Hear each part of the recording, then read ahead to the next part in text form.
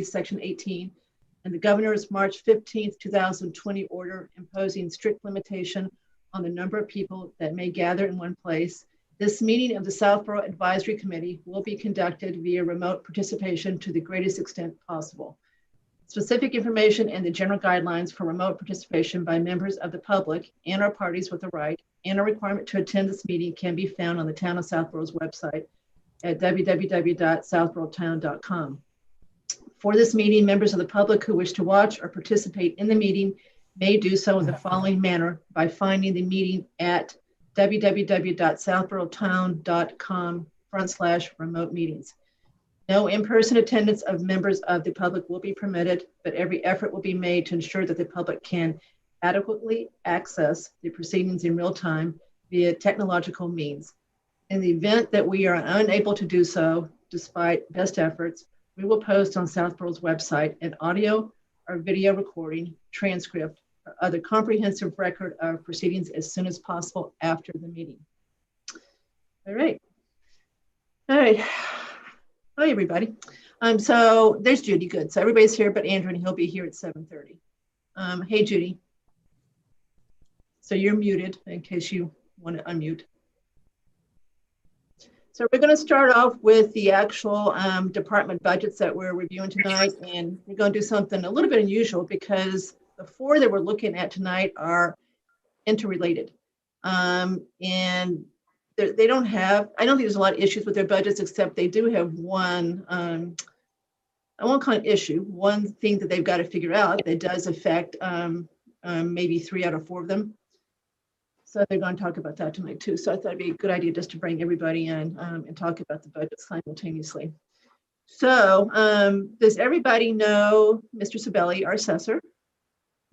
I think probably yes. And I'm sure everybody knows Mr. Purple, our town administrator, and yes. Brian Valentine, our town treasurer.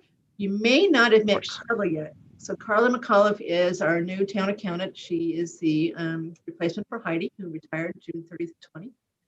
So she got kind of thrown into the fire with CARES Act as soon as she got here. So she spent a lot of time trying to figure out what we can get reimbursed for one of the laws that have been passed in FEMA.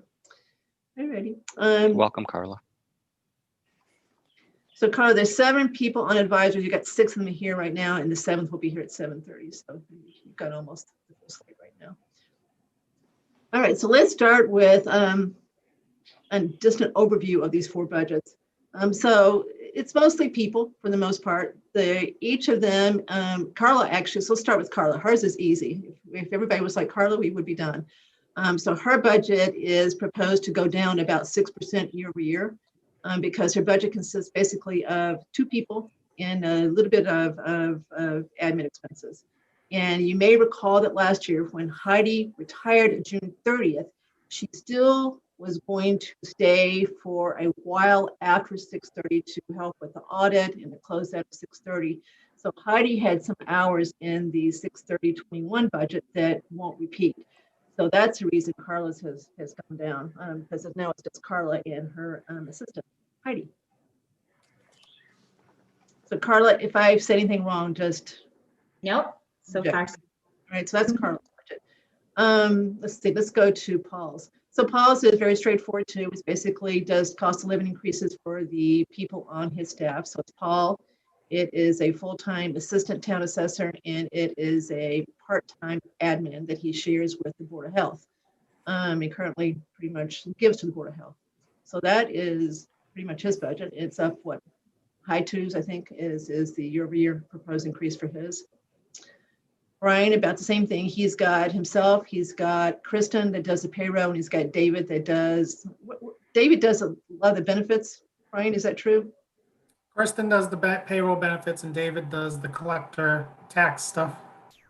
All right, so 3 in that department. Same thing, pretty much the increase is cost of living increases for the 3 people there. There's not much else there in that budget. Board of Selectmen, which is the one that Mark controls. Same thing, it's Mark, it is Lori Esposito, it's Vanessa Hell, the assistant town administrator, and a placeholder for the admin position that Carol Ostrich used to occupy until she retired a few months ago. She was going to retire 6/30/20, but she retired a few months early. So that position is currently open, which is the subject of what to do with it. So I'm going to let Paul, Brian, and Mark kind of talk about what they would like to see happen with that position in a few minutes. But that's kind of their budget in a nutshell.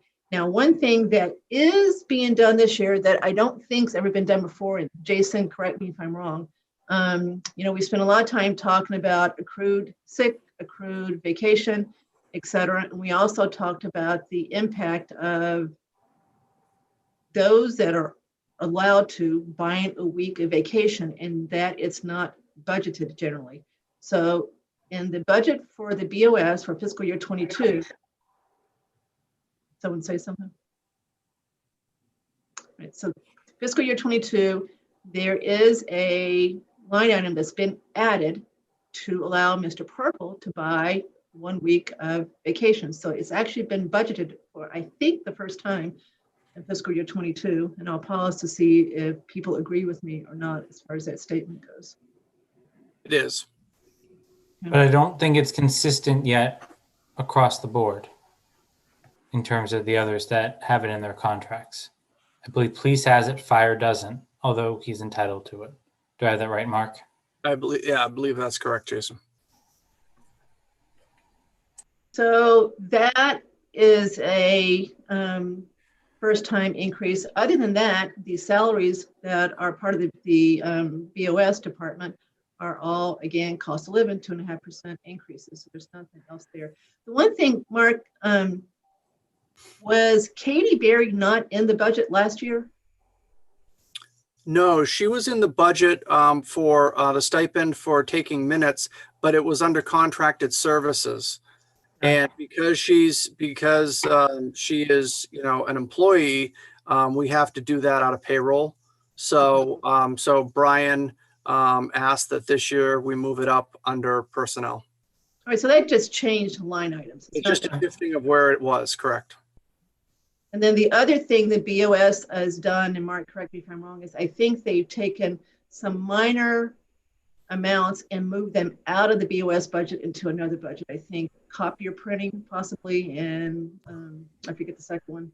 No, I think we're gonna leave those inside the budget. The one thing that is gonna move out, I was talking with John Parent about this, is we're gonna consolidate all of the water bills for the townhouse. The selectman's office carries the water.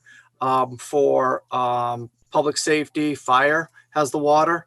And so John, facilities has the other expenses budget where you have electricity and gas and those items. And so the water is going to be consolidated into that budget. So John is in the process of doing that right now. All right, so let's just move it from one place to the other. That's not increasing the budget. It's not decreasing the budget. It's just in a different place. Correct. All right, I thought you had told me that you were moving copier cost and another, and those did go down. The two of them went down, so I thought, okay, they did get moved, but you're just saying no, they're going down. Yeah, there was a conversation about that, but I'm not quite sure that it makes sense. So we're going to leave that where it is. Still discussing it, Kathy. That's still something we're all discussing. All right, so with that intro, why don't we just go around and I'll start with Paul and let Paul say what you want to say about your budget and what you want us to know. We had a very interesting conversation. Okay, well, hold on. Are we done with Carla? You started with Carla. Is she done? Yeah, I'm done with Carla because I think she's kind of the easiest one of the. Does anybody else have questions on hers? So we are good. Well, should we talk about the audit expense? I was going to bring up the audit expense, not that it's necessarily part of, it's a separate department. So why not? Let's bring it up. So Brian, why is audit going up so much? Oh, sure. I get that one, right? Yeah, you do. Well, number one is it's our year for the OPEB audit. Okay. It's our on year. So obviously we're required by state law to do it every 2 years biannually. So this is the on year. We're switching firms for that. So the firm that we got, we did some quotes on it, and the firm that we got, that's pretty much the price that came in at.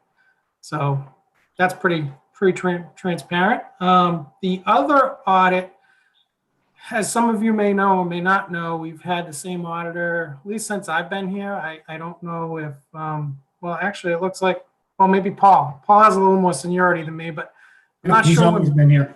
Okay, Mr. Freyer is our auditor, Bill Freyer, and he was part of a group when he first came here. I think it was like Camp and something. Camp. It was before me, but it was like Camp and Yeah, Jones and Camp, I think, Brian. Not that it matters. yeah, not that it matters. Anyways, he is finally sort of exiting the scene, and however, he hasn't, this isn't finalized yet, but he may stay on a year with another association or another company and sort of transition his clients through to a new year. So in the interim, we put his fees compared to, there's not a lot of people out there that do municipal audits, by the way. It's a pretty monopolized business in Massachusetts. So obviously, when you have that, fees can be you pretty much you're at their mercy a lot. So Bill was a good deal for us money wise. We fully expect that cost is going to go up.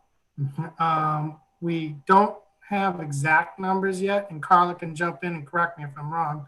Last I knew, we didn't have exact numbers, so this is a little bit of a shot in the dark for now, a placeholder until we get more information on what Bill is doing and any kind of further cost estimates he can give us. So that's the reason why we're transitioning through to a new firm. Yeah, Bill had said that he was working on something with another firm and he was going to get back to us by the end of February. So we're hoping that he gets back to us before that, and hopeful that I'm pretty certain that audit fee will go down. We just wanted to put a placeholder in there, just in case. We know it's going to go up, but we weren't sure of the real percentage. So it will look better. So you think, Carla, that what's in the budget right now is actually going down because you've gone high with what you've estimated? Is that what you're saying? We're hoping that the cost, the contract we sign for next year will be lower than what's in the budget right now. It's more of a placeholder. It will go up for sure, the audit cost next year, but we weren't really sure. We didn't have even a real good estimate. So.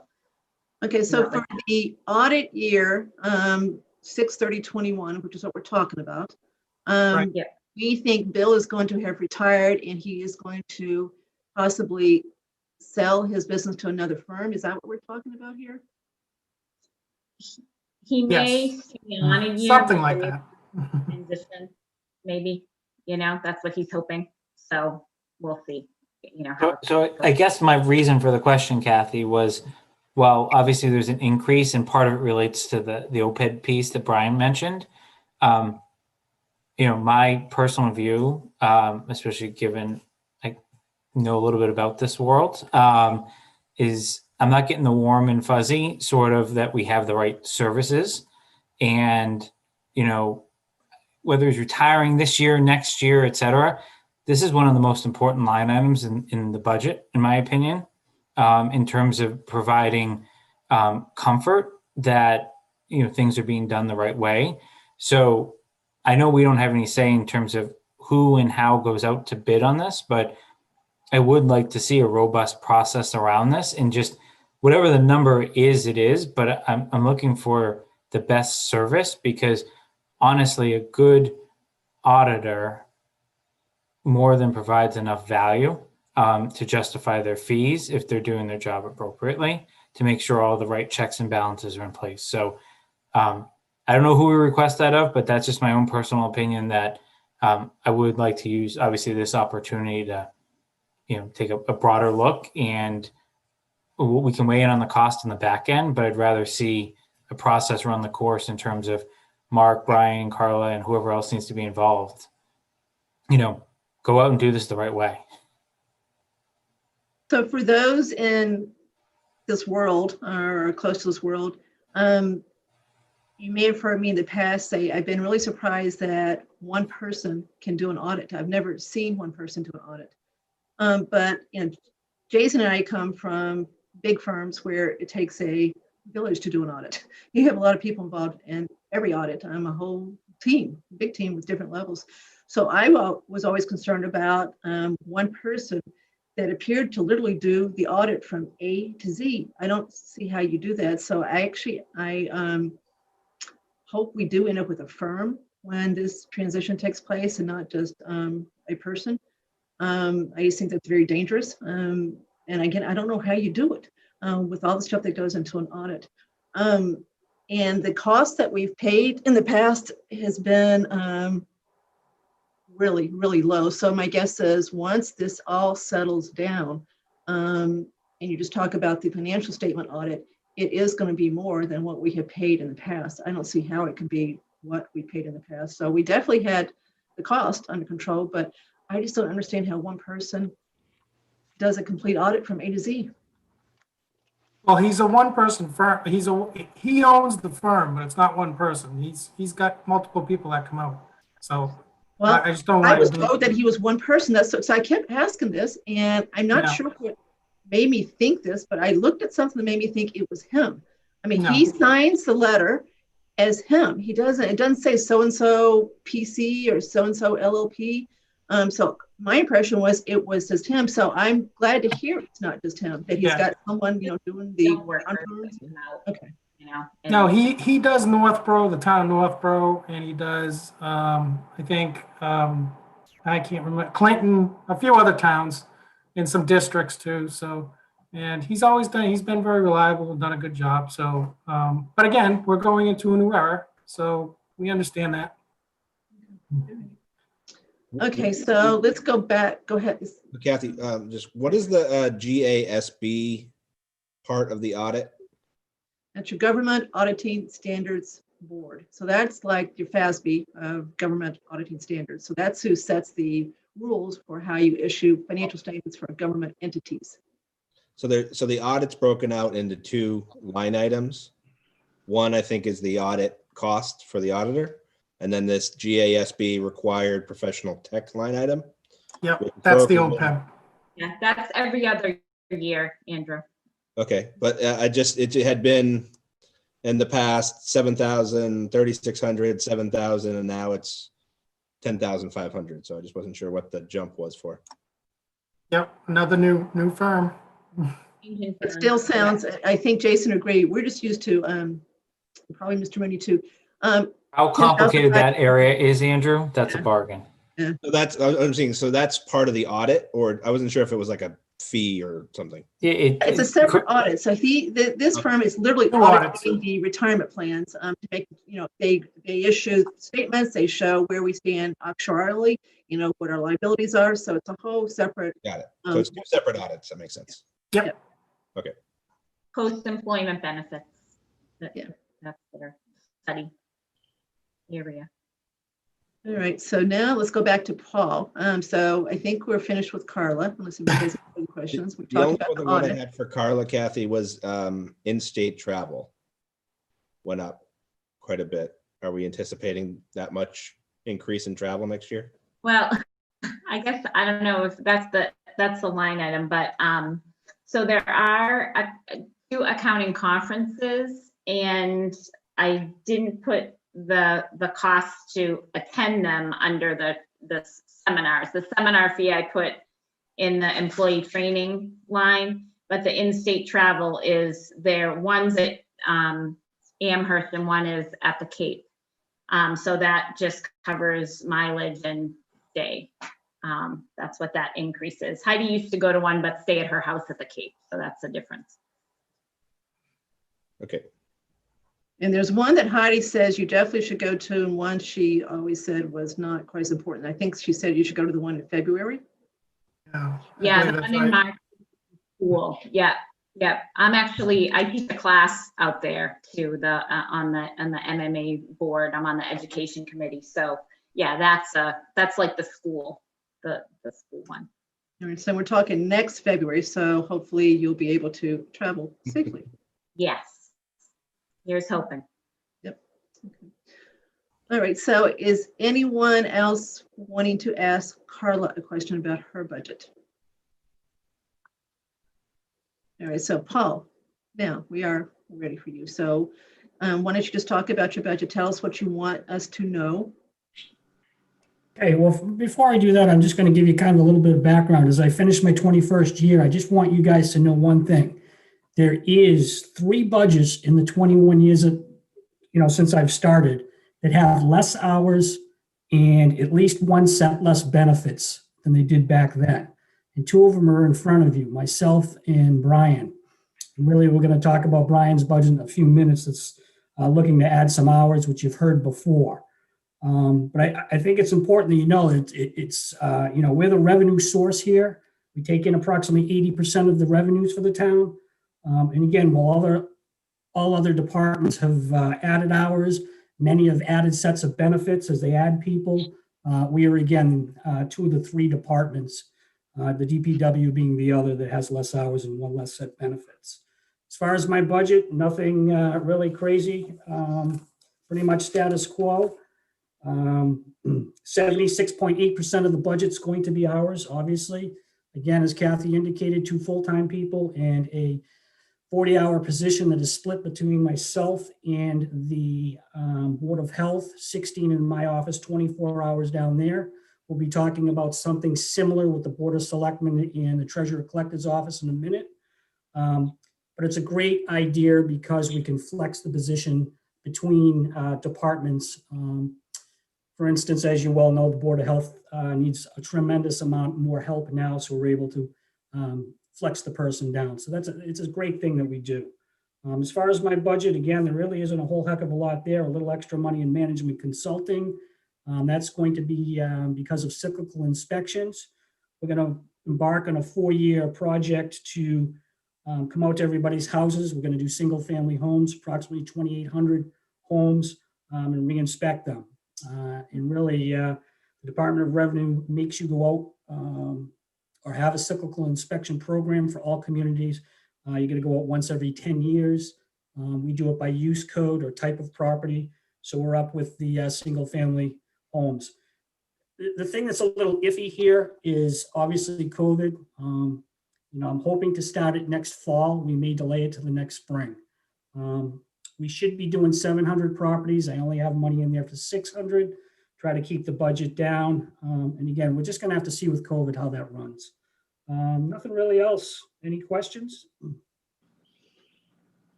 Jason? Budget, come on.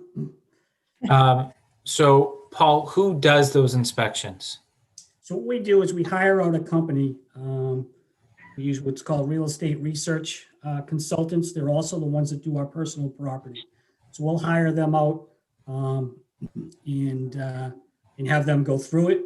We do all the data entry. Nobody's allowed to data enter into our system. And we'll also follow up. Say we come out to your house, Jason, you're not home. You call up, the office will schedule the appointment, and we usually follow up on the appointment to come on the interior. So we'll do the exterior or they'll do the exterior and we'll come in and do the interior if they can't get in. Got it. So I heard your comment about February, and Yep. I honestly think that we're obviously all cautiously optimistic with the vaccine, et cetera. Not this February, Jason, not this February. No, I know, I am the following February. Yeah, following year. Right. So I heard last night, because we were on with the school committee, that they're expecting people to be wearing masks in school next year. Right. So that means fall at least.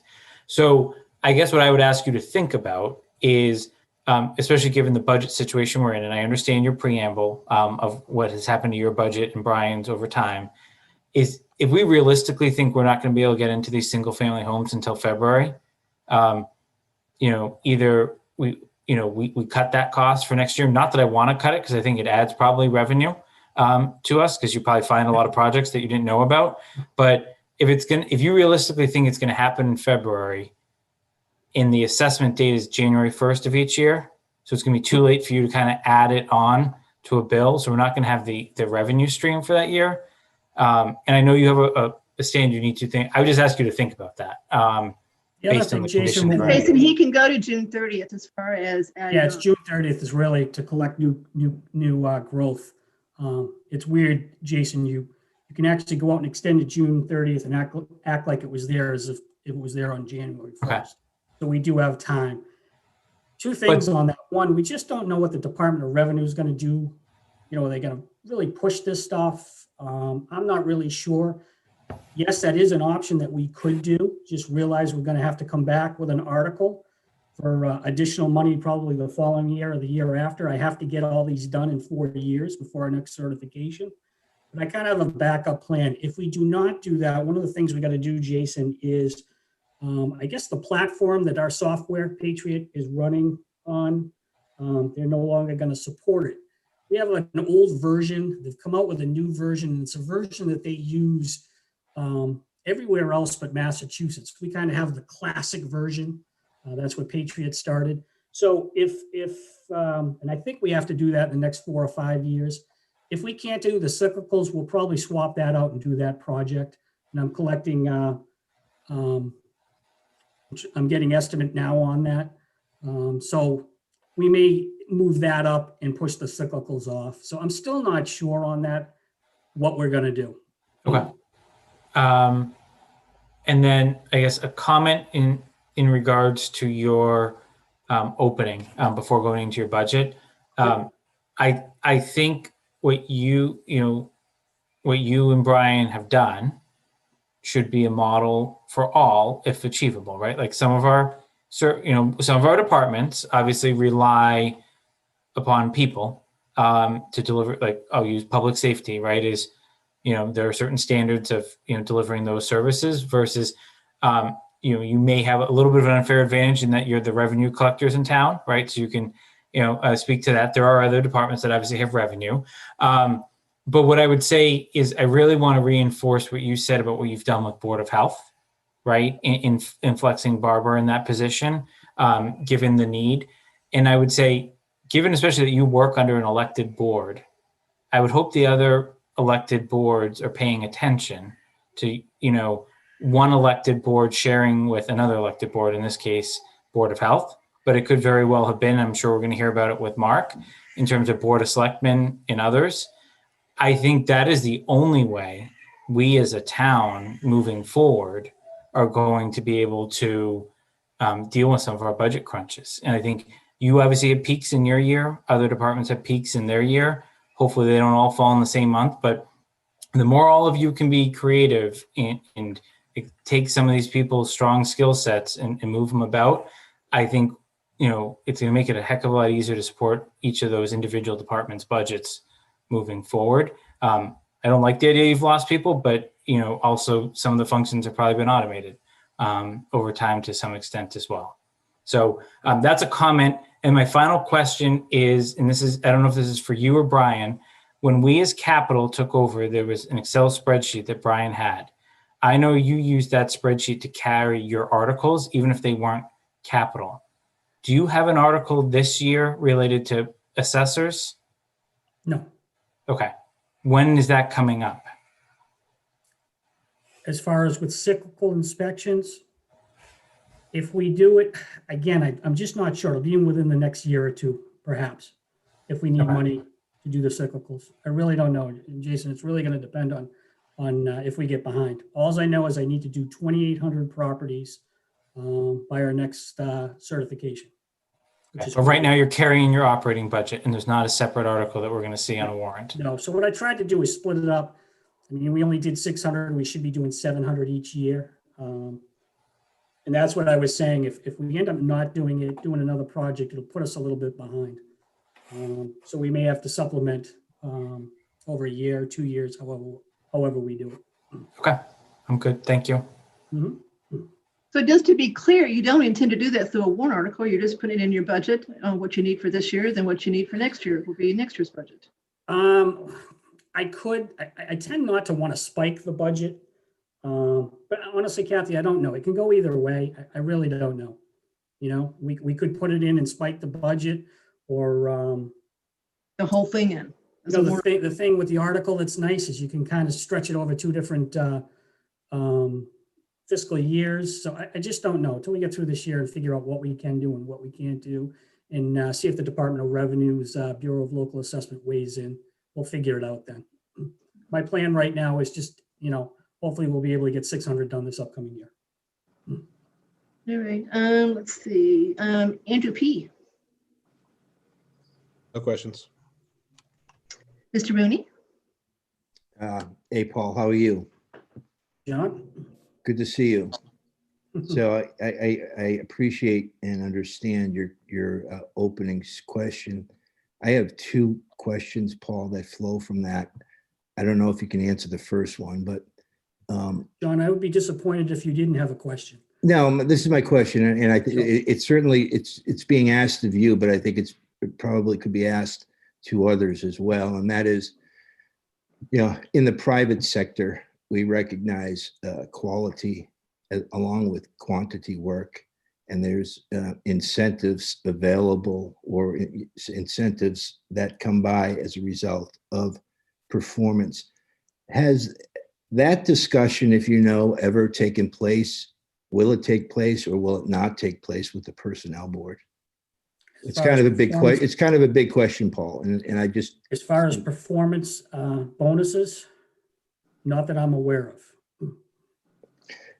my second question is, and you may have submitted this, and if you did, I apologize. I did not see it, but we had asked, I think Kathy had asked the department heads to prepare either a narrative or a budget, which we've been referring to as a wish list type of budget, in terms of, if there were not fiscal constraints, what you believe the best way to serve the residents in this town. Did you do that exercise? And if you did, I apologize. I didn't see it. John, as far as a wish budget, or wish list, we have what we need to operate. Okay. There's no, we're small departments.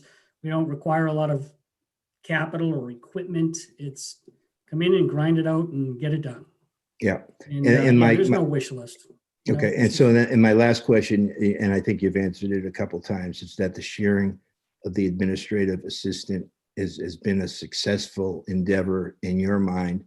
And are you getting enough of the share of that individual? I am, John. The busiest for us on that position right now will come up when we have excise tax. It gets really crazy. Obviously, you get 10, 11,000 bills, in a very short period of time. So it will get busy. But, we're going to kick in, and we got through our audit last year, and myself and Deputy Assessor Corinne is going to try to help out so we can try our very best to cheat her down as much as possible. Especially with this spike in COVID. No, it's worked out well, and we make it work. Great, Paul. Thank you. Thank you for all you do. That's all I have, Kathy. Hey, John, just two quick things regarding the questions you asked. First, regarding performance-based pay or merit pay. Personnel board has taken that up. We've had a couple of conversations about that. The problem is that without a centralized person or without a centralized approach to doing that, there's no way to effectively institute that and implement it fairly across appointed and elected boards. It's so, I've tried to work with personnel board to see if it's something that they want to institute, but it's kind of gotten pushed a little bit to the back burner. So, that I don't think it's dead, but it's not at the forefront right now. The second thing is, I do agree that Paul's model with flexing his admin position with Board of Health, has worked really well. The one asterisk I will put with that is Board of Health obviously is looking to expand their staff, expand their hours. And if they do increase their admin to 40, that's going to put him in a bind. And I'm not sure, we haven't had that conversation yet as to what that would mean for his staffing or what he may do with that or want to do with it. But it's something just to keep on the radar that when discussing Board of Health's FY22 budget. Yeah, I appreciate that, because obviously if the hours are taken away from Paul, then there's another discussion that needs to take place. Absolutely. Thanks, Mark. We're discussing their budget, Mark, next week, so that's a timely thing to say. All right, let's see. let me just ask, do the pictures of people move around for you? So they're in different places at different times. So Jason was in my top Yes. left, now he's my bottom right. Okay, so it makes me forget who's top. Okay, so I think I'm down to Tim Martell. No, Kathy, I don't have any questions. I also want to mention that I'm still waiting for time from the Board of Health to get with them to review their budget before we meet next week. Yeah, and Mary Lou was going to reach out to you. She actually emailed me, so should I reach Great. out to you? I said, sure. So you should be hearing from her soon. Thank you. All right.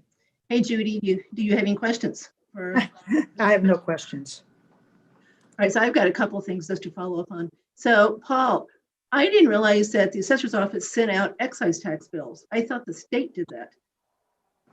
Now, the excise tax is administered. What we do is we get a file, or all communities get a file. The actual valuation comes from the registry.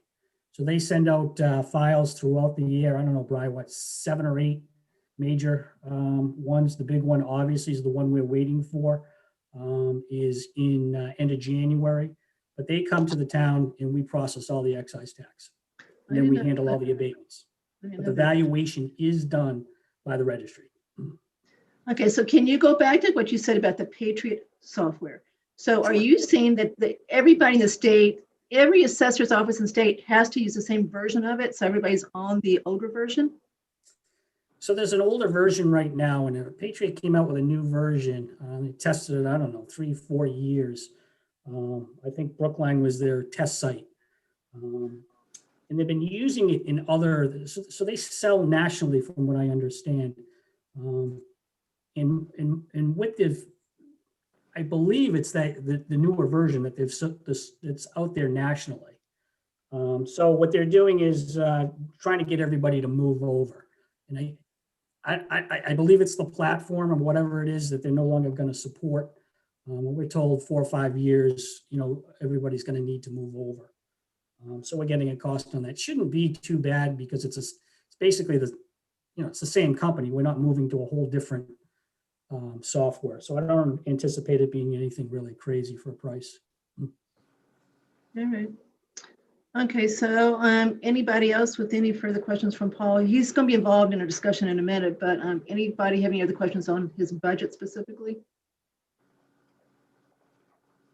All right. Okay, so let's go to let's go to Brian, Treasurer. So Brian, tell us what you want us to know about your budget, and why don't you kind of describe the need that you started talking about last year as far as additional hours. So the budget itself, a little similar to Paul's. Obviously, we do a little bit different work, but similar in the sense that it's, I think he used the word status quo. So that's fairly close to what I have. Last year, as you know, we did a budget reduction exercise for the Selectmen, the old 2% exercise and 0%. And my department got somewhat caught in that. I was exempted from having to cut money to print tax bills, but I did take a cut in my supplies and travel. So I've added some of that money back, especially similar to what Carla was saying. We have a summer and a spring school. The summer one is the one actually for us that's the really decent one. The spring one's okay too, but the summer one's better. It looks like that may be online, but I did put in money for hoping for one of those two, or certainly the spring one, to be able to go to. So other than that, I mean, the non-salary changed. I think it was $75 or something, and obviously the salary is similar to everyone else with the increases that we know about. So Hey, Brian, sorry to interrupt. When you said school, you're talking about training seminar, or is that what you mean? Yes. Okay. I go and my assistant goes. He actually is on a certification program, so he goes for that. I did that many years ago, and obviously, again, like Paul and some others in town, you go to those things to get credits to maintain your certification. So that's kind of where I'm at with that. So the bigger issue, and again, is the hours that we're hoping to have. As Kathy mentioned, these hours are a result of Carol or the receptionist. I don't know a good term to put it, retiring last year. So those hours right now are in Mark's budget. We're having ongoing conversations about how to establish those hours and what they may look like. We don't have specifics yet as to, we have conceptually, we have ideas, but we don't have specifics as to like a job description, anything like that. Real quick, for those who don't know, maybe, I don't know if all of you are aware. So my department had the unfortunate timing 10 years ago during the awful downturn, the last awful downturn, of having a retirement in my office. And at that time, the selectmen had had instituted a hiring freeze. So I got caught in that, and I don't think it was meant to be permanent, but I guess it's my own fault for not going back and sort of going, circling the wagon back again towards, getting those hours back maybe at a better time. Being in the budget process, you want to be as cost efficient as possible, and I've kind of made it work over the years. But as time goes on, it's apparent that, it's just, it's, if you look at other communities for what it's worth, clearly we're probably short a full person than most other communities have in a department like that. Because I'm three people, including myself. And when one of them is out, one of them is basically, again, and I reiterate it, her job is payroll and benefits. That's it. That's a full-time 40-hour job plus, really. And when, obviously when one of them is out, what do? I mean, my job was expanded in 2007 to do other duties. And then I got cut 4 years later by a third of my department. So it was sort of it was a situation that, like I said, we've made it work, but things are exposed. We're all about exposure. And I'll tell you right now, we're behind in reconciliations. We're behind in, I should be doing things monthly with banks, with, with other reconciliations with the accountant. That doesn't happen. I can't. How can I? I've got residents I have to talk to every day. I've got people that come in, people that call me with issues, and I value that. I've got to talk to residents sometimes. I can't just, Kristen, Dave handle everything. It's impossible, especially during tax time, which we're going into right now. Stacks of mail come in like a foot of mail, and there's just no way. We're a busy department, and most treasurers are. Most, when I got in this business, I was told by my boss in Worcester, the treasurer's office, like the hardest office you can work in. It just is. It's the nature of the business. It's busy. It's, we're with the town clerk, we're probably the two busiest offices in the town hall, clearly. And it's just constant. And it's honestly, it's wearing my staff down a little bit. I'm concerned because I have two very good staff people, the best I've ever had since I've been there. And if they end up leaving, we got problems, And so I just, I can't, I've got to advocate for them. And if I don't, we lose them, then the town's worse off. They're very well known in town. They've got great reputations. So I'm hoping the board, unfortunately, it's the wrong year to have this discussion. I wish it was a different year because we're facing an extremely difficult year. But the concept of sharing some hours with the Selectmen's office, I think, does have backing as far as our initial discussions with various people. Mark can talk to that more. But again, I can't provide solid details, but it will be something similar to what Paul's doing. I think it would be sharing with my department As you know, I'm sure either you've already heard from Conservation or you will hear from Conservation that they're looking for admin help. IT usually gets a little admin help, possibly EDC. So this position is going to be a jack of all trades a little bit, I envision. But it's going to be, I think it can really help, really help Town Hall. And I think it's a good concept. So I hope people support it. Kathy, if I may just step in for a quick sec. Go ahead. Brian tends to be very kind. Brian's drowning, okay? They're drowning down there, okay? And they have been for a while. That 40-hour position that was taken from him, Brian got a little Van-Woozled. He was supposed to get cut to 19 hours, and at the last second, the whole position got taken from him. It should have never have happened. I've had the pleasure of working for Brian for 17 years. Very talented individual. Brian stinks at two things. One, speaking up for himself and speaking up for his department. He's in a very difficult position because he tries to be the fairest. He's the, the centerpiece when we get into budgeting, and he doesn't want to make any waves, and, tries to be the consummate team player. But the fact of the matter is he's drowning, and we can't go on any longer like this. This is a priority for us. And what we're looking to do is we are looking to take that position that was in the Selectmen's, a 40-hour position, and flex 25 hours over to Brian. I understand other departments may need a little help. Well, that's great. 15 hours should be good. And the thing I want to tell all of you is before Mark even arrived here, we had talked about eliminating that entire position when we got a phone system that automated everything. And as you well all know, probably in your businesses, I can tell you in municipal government, you don't have somebody answering the phone. It goes to an automated system. And we looked when we got that to eliminate the position.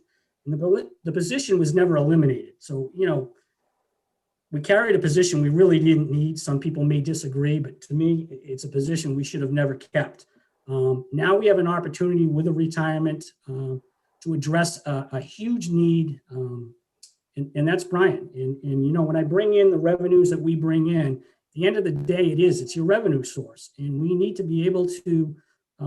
It's a primary function that we need to be able to do and do well. When we see all the other departments getting other hours, in your core departments are drowning, we got to fix it, and this is going to be the priority for this year. Kathy, can I just ask a clarifying question? Yes.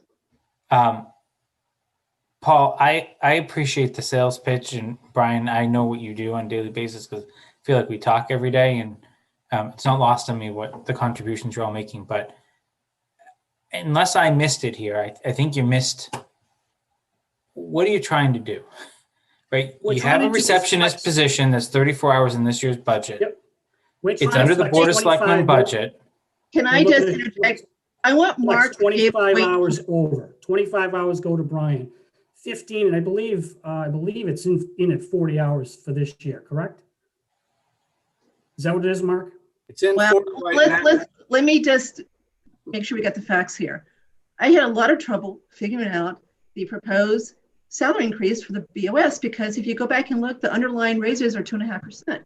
Yet the overall is up much more than that as far as salaries go. The overall budget is still fine, but the salaries were up more than I could figure out. Well, it's because Carol was in at 1,775 hours for fiscal year 21, and for fiscal year 22, it's full time. So that's what caused a lot of difference. But before we go any further, Jason, I want Mark to be able to, he's being very polite and quiet. That's exactly what I'm looking for, because I think we missed the what are we trying to do, and we got to the why. But let's finish with Brian's budget, except for this one issue. This is what we're going to talk about in a minute. So does anyone have any questions about Brian's budget itself, other than this position that we're going to talk about? Nope. Not so much a question. I had the privilege of working with Brian for about 7 years, and he really taught me everything that I know, and I don't know very much about municipal government. And I think what he's saying tonight is beyond just a wish list. I mean, it's an urgent area that needs to be addressed. So I'll reserve any further comment, Kathy, until after Mark speaks. But if for Brian to say what he said this evening, and again, just based upon my limited interaction with him, you can multiply that by a factor of whatever you want in terms of its urgency, because it's not in his personal affect. But I will wait for Mark to finish his presentation before I say more. Judy, did you want to say something? It looked like you were about to say something. No, I'm all set. Right. So I just want to kind of put in my perspective too, because I've worked with Brian for a long time too. So the one thing he didn't say very tactfully a minute ago about all the people that he has to deal with on a day-to-day basis is he gets a whole lot of phone calls and emails from advisory and has forever, and probably from the Board of Selectmen too. He's got a lot of people in both groups that ask a lot of questions. And he always responds professionally, quickly, and I'm sure inside he's probably rolling his eyes a little bit because I'm sure he gets asked the same thing more than once. Years ago, when John Butler was on advisory, we used to keep our own spreadsheet, our own Excel workbook as far as the budget goes. And it was a complicated Excel workbook because, of course, John Butler put it together, so lots of formulas and macros and all kinds of stuff in it. And so what we would do is we would send that. So Brian had his own budget. He did his own thing, just like he does, like what we've seen. And then advisory would send ours to him to ask him to update that one too. And he did that very graciously, no problem, send it back. So that's how we kept our advisory spreadsheet up to date with his too, to make sure that they matched. So I agree with what Paul said and what John said, that Brian is certainly not a complainer at all. And when he says he needs help, I think we should take it extremely seriously. Okay, with that, Mark. So let's again hold the discussion about the open position, and let's talk about the BOS budget first, and then we'll talk about the position. Oh, I thought that's where we should start. But we can, because it's in your budget, I understand. But is there anything else you want us to know about your budget itself? I don't think there's a whole lot, Kathy. You already pointed out some of the additional, the additional items under personnel in terms of some contractual items for me. The vacation buyout is probably the big one. In my contract, I have the ability to either carry 5 days of vacation or buy out 5 days. I've been doing the buyout more often than not. And rather than just, trying to shift money around at the end of the year inside the budget to make it all balance out, it was better to start accounting for it in the personnel side upfront to make sure that that was there. Again, the long-term disability mileage stipend are mine. As you mentioned, we used to have Katie Berry, who does the Selectmen's minutes. That was located down in contracted services. And Brian has correctly pointed out that as she's an employee, that needs to be paid out of personnel. So those items have been shifted up. Print mail communication, we're dropping that number down a little bit. That is for warrants and for budget books and annual town reports. We're finding that we've got a lot left over. There's no reason for us to print some of that stuff. I am a little curious because as part of ClearGov, one of the modules, it does a budget book. I think Brian and I are a little skittish as to how that's actually going to come out. This may be an interesting year for budget book, but we don't anticipate we're going to be doing as much printing as we were doing. With regards to, COVID and meetings, you'll see some of those items have been trimmed back because we're just not sure what's going to happen and what's going to take place. So in terms of the budget, in terms of everything other than the position, that's my short spiel. In terms of the position, this is, this administrative position. I know we talked a little bit about it last year. We had an employee who was, had basically indicated their intention to retire. They had intended, I think, to go a little bit longer and because of COVID and everything else, they decided to retire this past November. With the people that I have in the office now, I don't think that, that we need the full position. I think that it's a perfect opportunity to try to flex that position out, and to provide, the assistance that Brian is looking for in his office. Before Carol had retired, she was beginning to provide administrative support more in the role of payroll and some payables with the 3 offices in the townhouse that don't have support, namely EDC, technology, and conservation. I know conservation is coming before the selectmen on Tuesday night. One of the issues that they want to talk about is getting some administrative support. And so we'll partly have this discussion again at the selectmen's meeting. But it's obvious that this is going to be, a flex position, and is going to try to do what we need in our office and provide Brian what he needs in his office. The good thing is that unlike the flex position with assessors and Board of Health, is our offices are 5 feet away. And so, I fully understand.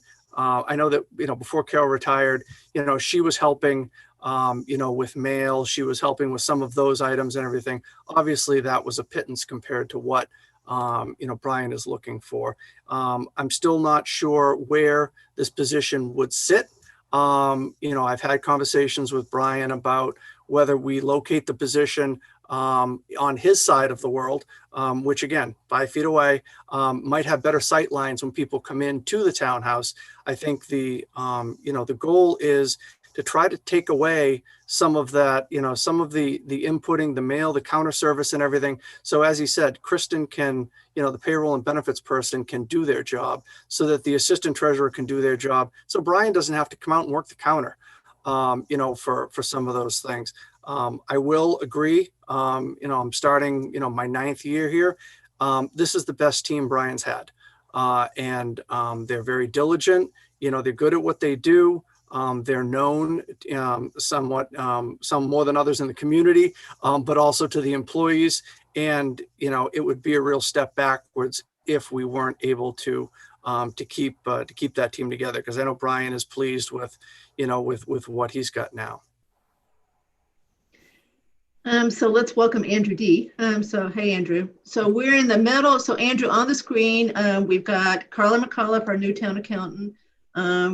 We've got Paul Sabelli from the assessor's office. We've got Mark, and we've got Brian. So we're talking about all 4 budgets basically simultaneously, because there's some interrelated issues with those budgets, and they all kind of, this is your finance team, et cetera, in town.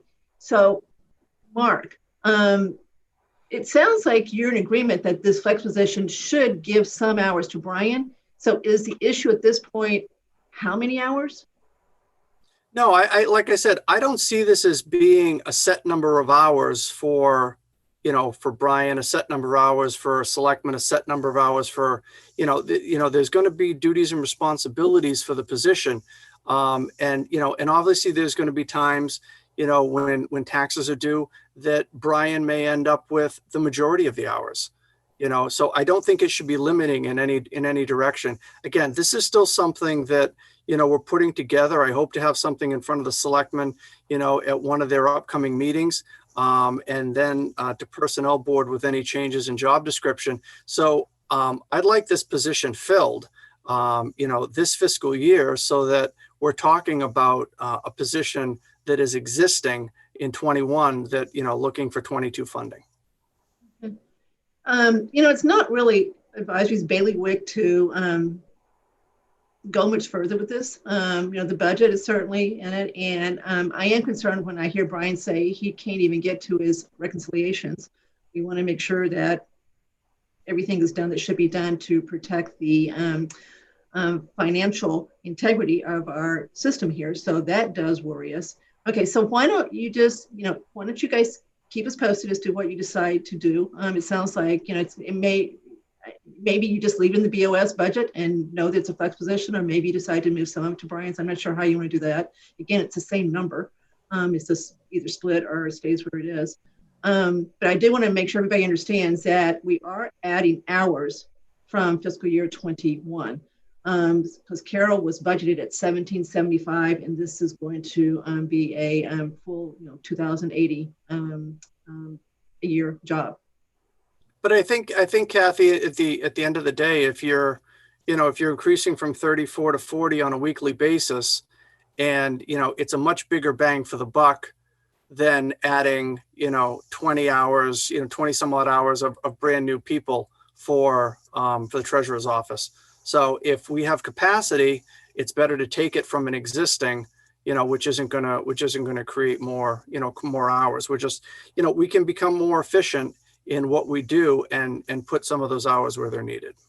All right, but just to be clear, we are adding hours.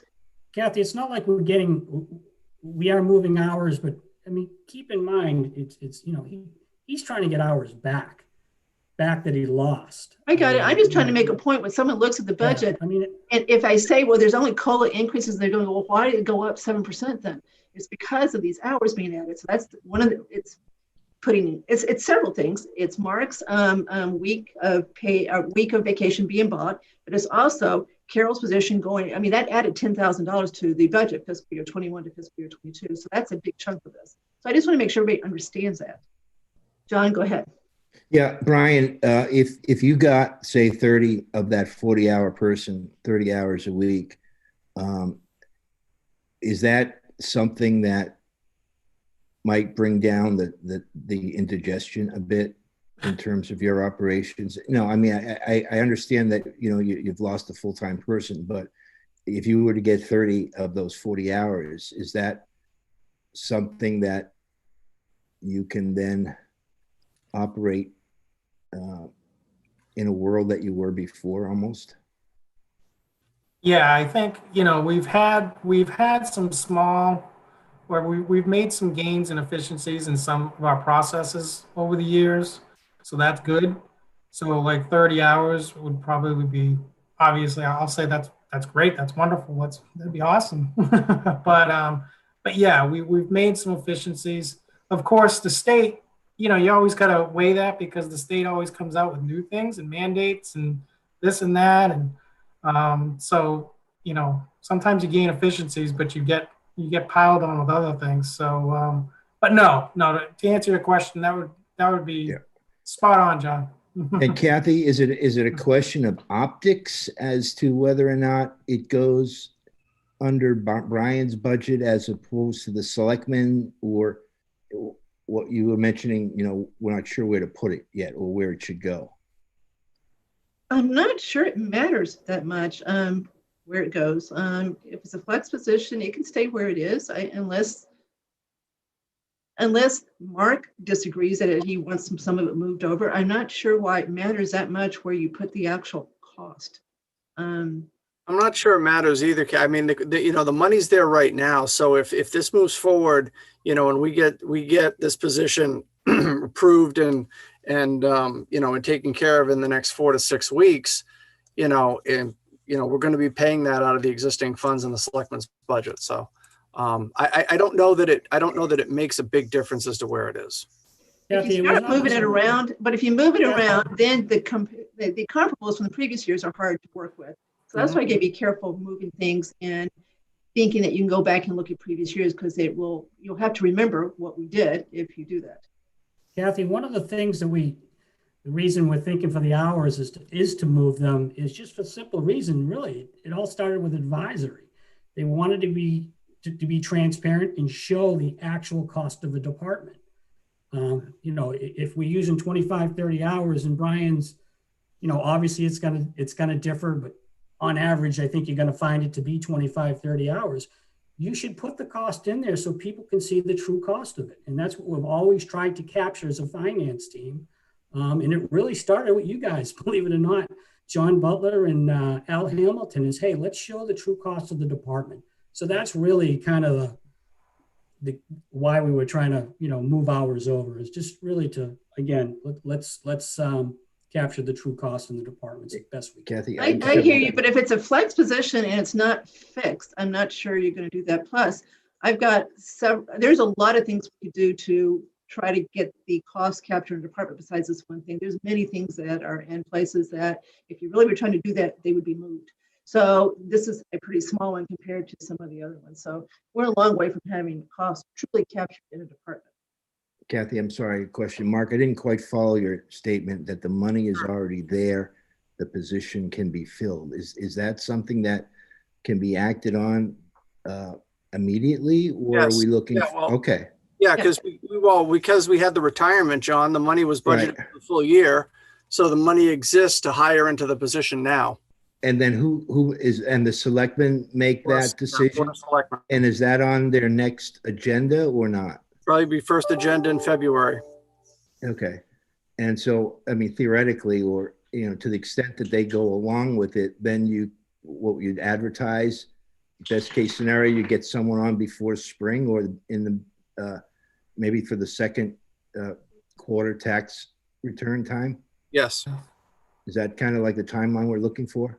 Yeah, as quickly as possible if we can. I mean, I can't say whether or not we'd have any internal candidates for that either. So, you know, if you have an internal candidate, that potentially speeds up your process. But yes, this will be something we have to advertise. And in terms of internal candidate, a candidate that's already employed by the town that may want to shift over and take those 40 hours that we're talking about? That would be an internal candidate, John. Yeah. I'm just. Yeah, no, I just don't want to kick this thing down the road and then still be talking about it at town meeting. I mean, if it can be done now, I think it should be done.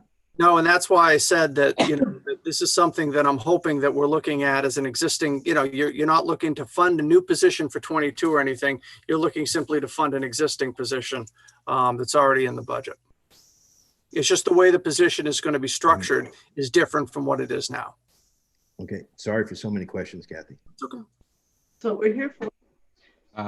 Kathy, quick question. So Paul, Brian, could you share a resource and keep it within the finance team? Yeah, it's funny you say that, Andrew. Our thought back when they were looking to cut Brian's position from 40 to 19 and, me 16. Oh, great. We'll split a position. Department of Revenue said, absolutely not. We do not want you doing that. And the auditor almost had a heart attack. And the reason being is that you take that position, you could literally have somebody collect an excise. You come in, you pay your excise tax bill downstairs to that person, take it in cash. They could come upstairs and file an abatement and pocket the cash. And that's the example that was used to us. And you never want to put yourself in that position. They, from an auditing standpoint, said absolutely not. There is nothing in the law per se from the Department of Revenue, from what they tell us, but they wanted no part of it. They thought it was a really bad idea. And our auditor said, absolutely not, steer away from that as best. That's just a classic. Yeah, that would have been the easiest thing to do. Yes, the person collecting can't do the recording. Jason, you should help out on that one. We've had comments in our management letter, that even for these one-person departments, you shouldn't have the same people collecting the money and depositing the money. So doing the recording. So you can't have, got to have the recording separate from the physical. There's so many things I could say about that. I'm just going to let it be. I think we're not going to get into very clear. We're not going to talk about internal control tonight. We don't have time. Okay. Andrew D., do you want to weigh in on anything at this point? No, because unfortunately I did arrive a little bit late to the discussion and am catching up. Alrighty. Mark, while we've got you, assuming we're done with the budgets, can you update us all? Kathy, I didn't ask my questions. Sorry, Jason. Sorry. Sorry. Okay, I'm very sorry. Go ahead. I'll hopefully be quick. But Mark, a few quick questions for you on your line. And I know you probably don't want to talk about your contract, but my understanding from this document is you're up for a contract in the middle of the next fiscal year. Right. What have you assumed in the budget for next year for your rate? I don't believe there's anything in there for my rate right now. I'm not going to sit here and tell you what I'd like to do. I understand. So let me put it this way for you. Yes, if the Board of Selectmen agree to give you $1 increase next year, this budget is wrong. Is that No, correct? there's 2.5 in this. So there is a 2.5% increase assumed for March. Yeah. So there is. Yes, I think that was put in, but again, that's a placeholder. So It's better- it has better the, than well, zero. well, hang on, let's just make sure we're clear on this. And Mark, if you need to go back and confirm this. Yep. But there's a 7/1/2020 rate, and then there's a assumed rate for the next year, which looks to be 2.5% of that.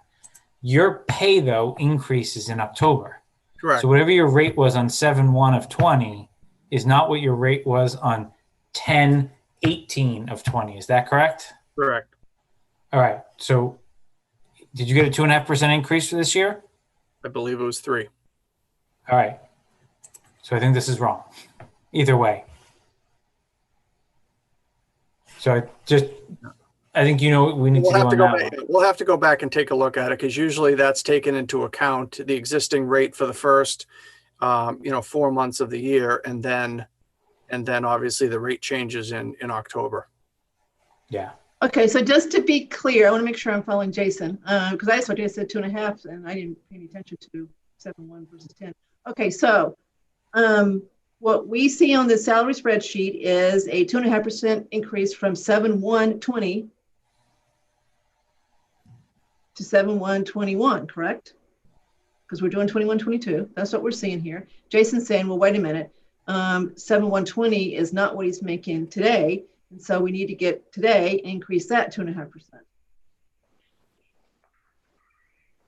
Yeah, I think recommendation on how to show this would be, Mark, what's your rate between July 1st and October 18th? And Yep. then what's your rate from that date forward? Yep. So that, and I don't know, right, in Kathy, I don't know where we want to go with that, but I think everyone needs to be aware of that if the Board of Selectmen choose to change Mark's contract, the budget's wrong. Right. Okay, so let's talk about that separately and get a number that we think may be a better number. Okay. Okay. My next question was, if you convert the receptionist role to what you're now calling administrative assistant, because we haven't talked to Zoning Board of Appeals, and my understanding is that position's kind of being shared right now for 19 and a half hours a week. Is the intent that this position for the 40 hours would service all the departments you just referenced, and then Zoning Board of Appeals is going to have a separate, like that sharing will stop, and that this is just a temporary solution until you do your formal application process? I just want to make sure I have that right. So I think right now I have, and the selectmen have approved, I've transferred the ZBA admin up into the selectman's office, and she is performing any ZBA duties that she has, as well as providing coverage in the selectman's office until we get things straightened out. There have been some thoughts and things that have been expressed to me about maybe incorporating the ZBA responsibilities into the position. I don't know that makes sense the more that I look at it, simply because if we're going to ask this position to do what we need to do in my office and what Brian needs to do in his office, and then providing some level of administrative services, albeit limited for the other 3 departments that don't have admin, you're just going to be stretching it too thin. You're not going to be able to have that person do everything. And I don't want to say that we're going to provide certain things and do certain things, and then we just can't deliver everything. So there have been some suggestions to me that maybe that position should, this omnibus position should include ZBA. I don't know that makes sense. Maybe down the road, if there's additional efficiencies and things we can do, but I don't think it makes sense out of the box. And again, it's difficult to try to set this position up to do these things in a pandemic environment when the town hall is closed and there's not a whole lot of traffic and everything coming in and out. And so, we're trying to set things up for, because again, you don't have a whole lot of ZBA going on right now. Usually you have, roughly 15 or so cases a year. We're not seeing that. So, that's going to change. It's going to go back to normal at some point. it So absolutely I'm confused. So I know we're talking about Katie Berry. Katie Berry is full-time, correct? is not. She's part-time.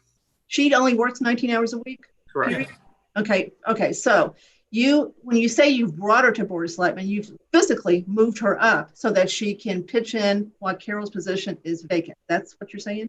Correct. The town administrative bylaw allows me to transfer the employee with the approval of the selectmen. And so that's what we did. Okay, Jason, are you saying that you think that this position that is open, that we just spent a lot of time talking about what it could be flexed to do, should also include ZBA too? It was a clarifying question based on how they're doing it right now in this temporary manner.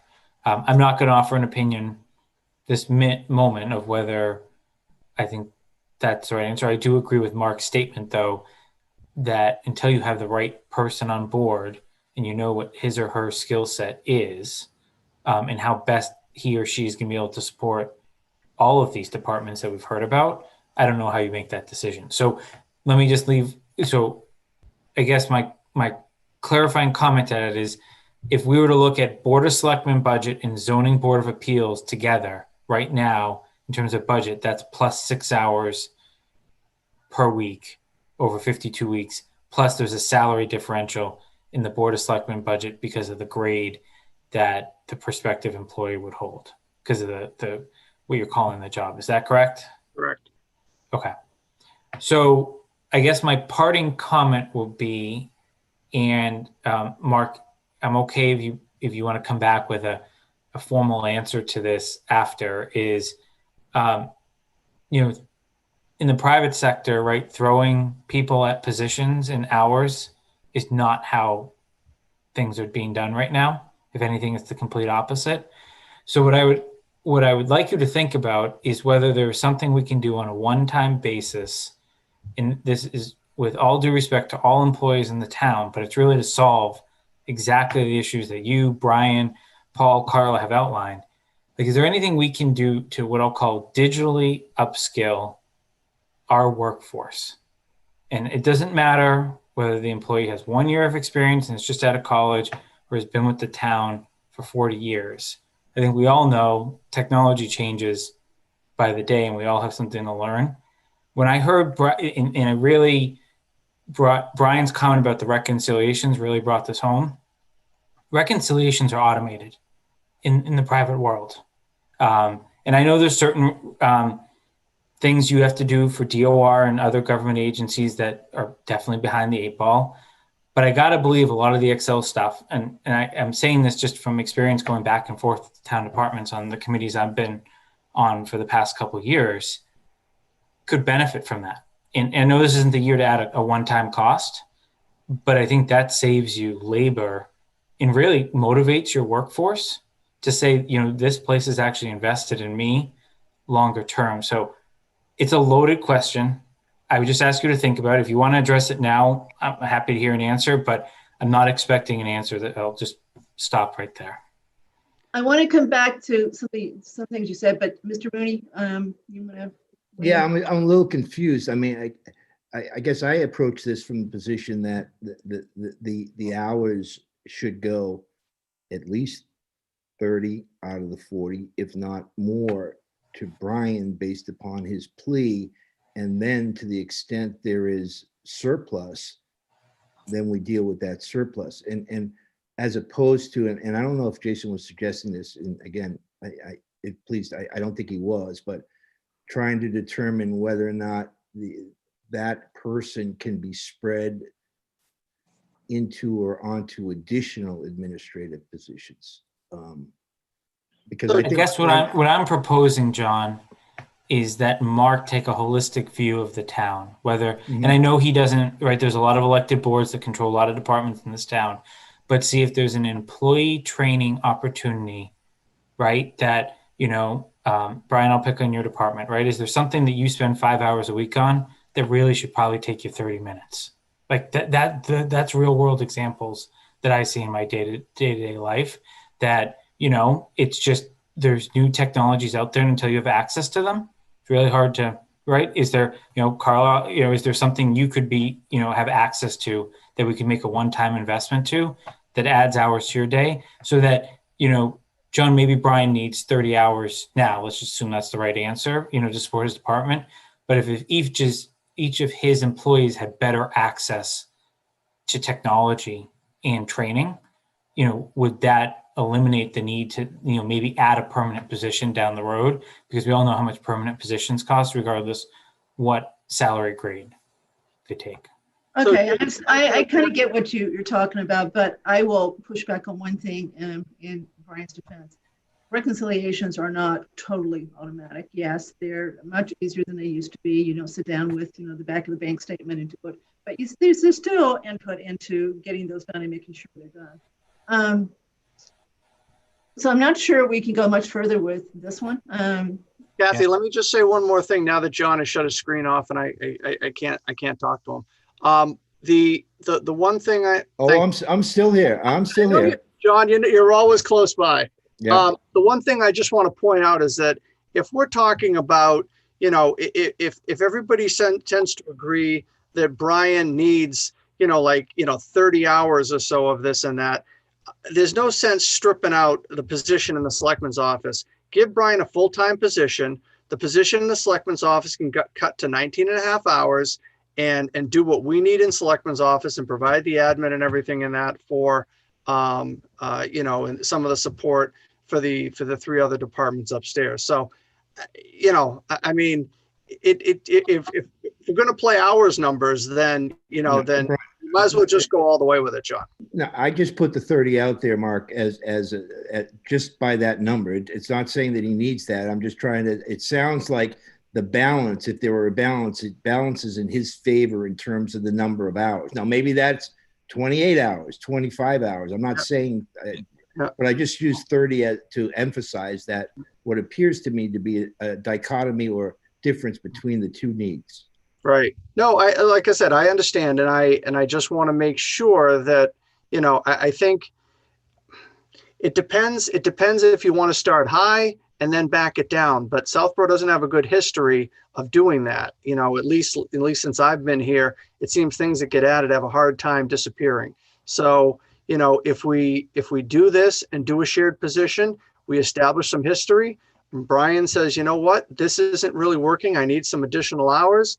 Then maybe we have to increase. But then at least you're going to have some history. And to Jason's point, I think we're always trying to look for efficiencies on how we do and what we do. And to the extent that we can create additional efficiencies, we will. It's simply something that can't happen right immediately. It's something that's going to happen over time. If those hours then become available, we can put them somewhere else. I think Sam was in the attendee. Sam's always talking about getting, for grant writer and doing something like that. That's great. We don't have that bandwidth, right now. So there'll be additional things that we probably should be doing as a town that we're not getting to. But I think this is the first step to, taking advantage of flexing out this position and then seeing how it works. And then, maybe we're back next year having the conversation about here's what we found, here's what, and here's what it means. Yeah, but I just don't want you to leave this with the thinking that Brian needs 30 hours. I just use that as an example because I do think the weighted need is on Brian's department as opposed to yours. That's all. Yeah. Well, one clarifying question. Brian, in your memo, you referenced 10 to 15 hours as your request. Is that your request or is 20, 25, 30? What is, because it's, it would be my recommendation, some administrative staffing be identified between at least 10 to 15 hours weekly dedicated to the office. Yeah, again, I think I was being, I was trying to be realistic knowing the budget situation. My goal, I drew up a list of duties and they amounted close to 25, to be honest, specifically. Okay, thanks for clarification. No, sorry for the confusion. No worries. All right, so unless anyone else has any comment on this, I don't think we can go much further with this tonight. Mark and Brian will stay tuned to what's going on with Board of Selectmen as far as what they think should be done. And then I'm sure we will reconvene and discuss this further. All right. Excellent. Thank you. Did Tim Martell, did you have a chance to say anything? I don't know who I missed here. Anybody else have any questions for any of these 4 budgets? Or Not this tonight. flex position? Okay. Thank you. Okay. So Mark, while we have you here, can you update us as to what you believe is going to happen as far as town meeting? And before you start, I just want to make sure that, you know, if you're going to say that we have no ability to postpone town meeting unless the law changes, so that we have to post the warrant per the bylaw. That's what I want to make sure we understand, because we're going to have to, you know, get into start looking at the warrant articles really quick so that we get our positions put into the warrant, the printed warrant. So the short answer is yes. I mean, we don't have any latitude. I've reached out to Representative Dykema's office. There are some other communities that have early town meetings in March and early April that are looking for the same kind of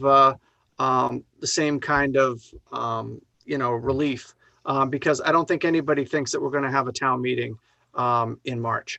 You know, it's probably going to be sometime in May. By the time, you know, we're able to do something, even if it's outdoors again. So you know, so we're seeking some legislative relief to try to do that, whether it's the governor is going to issue another order, because the order he issued last March was simply to provide some relief for those communities that had already posted warrants but couldn't hold your town meeting. So we're kind of stuck in that right now, Kathy. The board's going to talk a little bit about that on Tuesday night, but that's really where we are, unfortunately. So does everybody understand? We still think the meeting is going to be May or June. That's not the issue here. The issue is he may have to go ahead and post the warrant, which means if we want to get our votes in the printed warrant, we're going to have to stay on our normal schedule. And, you know, by the middle of February, have it all pretty much wrapped up as far as what we want in that warrant. So we keep me posted on what the date is if that is going to happen. So we at least know the worst case as far as getting as much done as we can.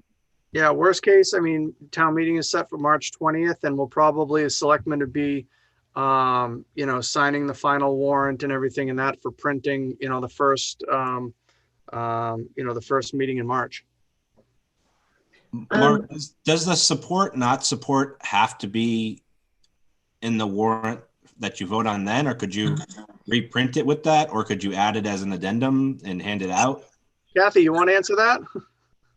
He can't reprint it, but what we would do is on the screen that would be shown at town meeting, we could show our votes that way. So we could certainly, it may not be printed, but we could certainly at town meeting have voted in between and show our votes. So that would be the way to make sure that people know what we are, and not have a bunch of, you know, ATMs there. Okay. Yeah, I think, Andrew, just for some historical context, that, you know, there was a couple of years where advisory, you know, didn't make recommendations. So in other words, the warrant got printed and there were no recommendations virtually from advisory at all, which, you know, probably isn't a great look. So all the everything had to be done on the floor. And that was, I think, a 1-year blip. And obviously that has not happened, you know, with the current chair. And we did get criticized for it pretty roundly as far as not having enough. And so, you know, we could also do a handout with our report and say, here's how we voted too. So there's a way to let the audience know what our position is without it being in the printed warrant. So we've got ways around it, but we want to try to get as much done as we can. So Mark, I'm not sure you're aware of this issue. When you talk to the Board of Selectmen about setting the date, please keep in mind the following. Advisory has 7 current members. Our quorum is 5 because it's a 9-member committee. Right. 3 of the 7 are on the capital planning committee. Our current advisory bylaw says that to the extent that advisory members are on another committee, then for purposes of hearing from that other committee and discussing that other committee's work and voting, we have to stand down. So if the 3 of us stand down, we have no quorum anymore. We can't consider the capital planning committee's recommendation, which would be a travesty. So that's why we need more time, because one or two of us may have to resign from capital planning before to allow advisory to consider the capital planning recommendations. So I want you to know that, and please let the board of selectmen also know that, so that that's another reason I'm hoping that it's May or June, so we've got time to do as much work as we can before one or two of us have to resign. Okay, understood. Yeah, I think I was aware of that issue. Alrighty. Anything else for any of our guests tonight? So you're welcome to stay, guys, but we will move you out. Where'd Sabelli go? Where'd Sabelli go? Did he say goodbye? It's past his bedtime, John. Okay. We won't tell him we said that. Okay, so thank you guys. Thank you. We Yeah, thank truly you. appreciate the work that you do. Coming out late at night, all these meetings. I feel like I see Mark and Brian quite often these days on Zooms. But we really do appreciate what you do for this town. Thanks. Excellent. So, Have a good night. okay, bye-bye.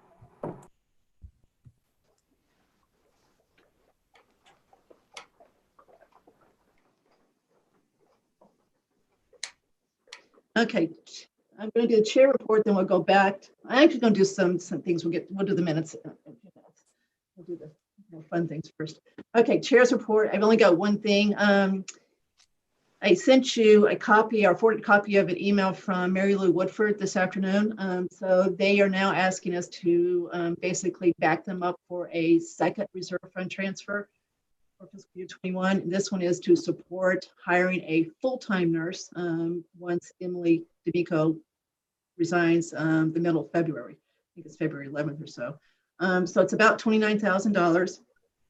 She knows that she's on the agenda for next Wednesday. We're also going to hear from her about her budget. So she's there for two reasons. So we actually can take care of both things in one night. So we're not going to discuss tonight. I'm just letting you know it is going to be on next week's agenda. So you may want to look at that email, think about it, and be ready for discussion next Wednesday. So that's FYI. Kathy, I didn't think the email made a lot of sense. I don't know how to ask my question. Basically, it says, we now have confirmation that CARES Act can support the position, but then they're asking for money. I don't expect an answer now if you're not comfortable talking about it, but that's just a clarifying item. I would like to understand what that means before I can vote next week. Same I'm here, going to go Kathy. ahead and answer the I was question. very I think I can confused. answer that safely. They are confident that the increased cost of this position, because it's not in the budget includes a part-time nurse. So increasing the hours is increasing a budget. So it's not part of a budget. So they do believe the increased cost is going to be reimbursed by, call it CARES Act 2. Carla McAuliffe also thinks that too.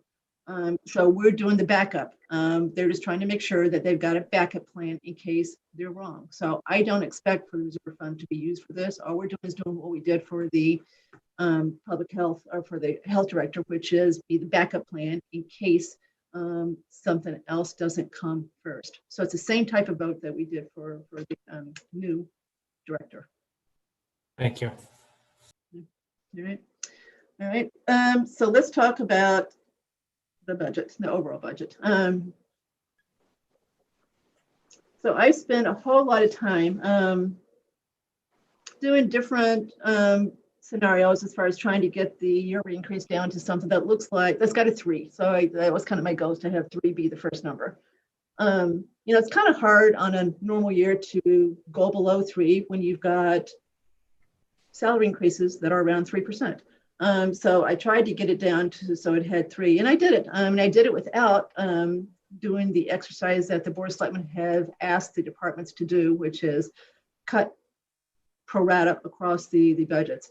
I did cut a couple of budgets, which I'm going to mention in a second, for specific reasons, but I did most of the work to get the budget down using different sources of revenue. As everyone knows, in the for-profit world, when you've got a problem, a financial problem, you're much better off trying to solve it with revenue than trying to cut costs. It's very hard to cut your way out of a big deficit. You need to try to increase revenue. So I kind of focused on the revenue side. So I'm going to mention in a second what all I did. And again, you can do what you want to do with this spreadsheet and decide yourself what you think is appropriate. So this is just one way to do it, but it came out pretty good when I did it.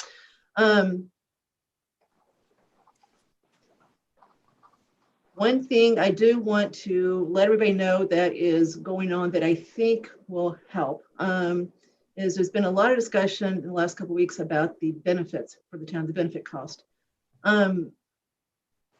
There is talk about trying to combine the buying power of the town side with the school side, with Northborough, with regional. So we've got basically the equivalent of maybe the Ashland Consortium that Mark has told us it's too late for us to get in.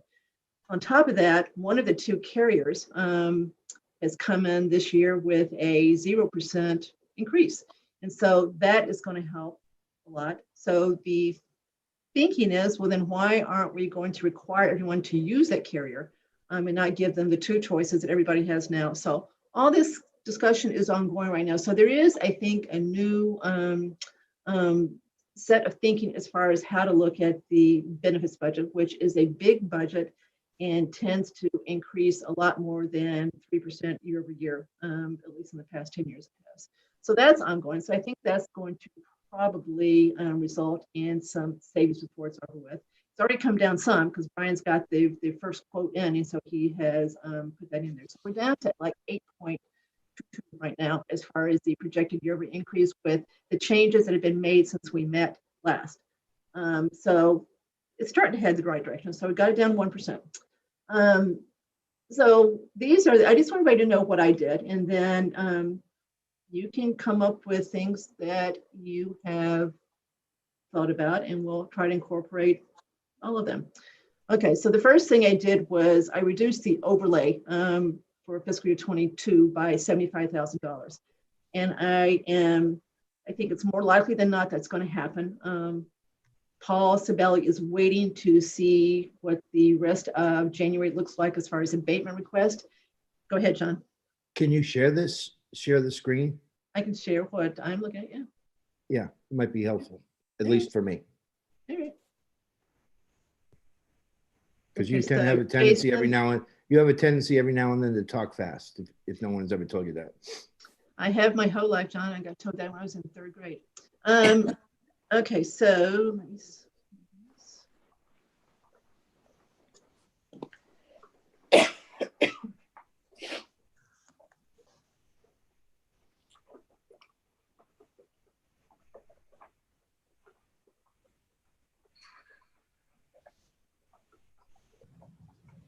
It's not very fancy because I didn't know I was going to share this, but this is my list. So can everybody see that?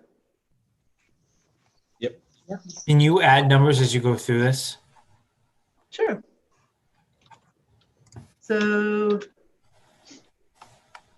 and then I can show you, I've saved the Excel workbook as my version for me, and I've actually put the numbers in there. So I can show you that. Okay, so 75,000. So Paul Sabelli seems to be relatively confident he's going to lower that number as soon as he gets through January, when he knows whether there's one building is going to ask for an abatement. There was a really big increase for one building. And when he told me more of the details, it made me even more confident. It's actually the owner. He's based his valuation on a recent sale. So he's got a solid ground to stand on as far as that. And he never takes the full value. He always reduces it by estimated selling costs, et cetera. So he said he doesn't intend to grant.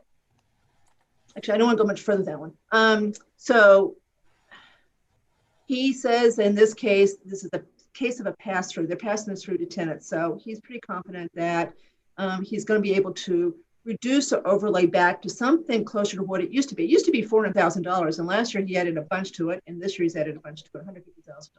So he thinks he'll give us back 75 in the next few weeks. Local aid.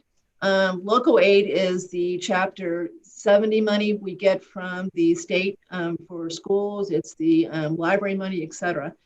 So Brian has taken last year's number, actual number, and reduced it by 5%.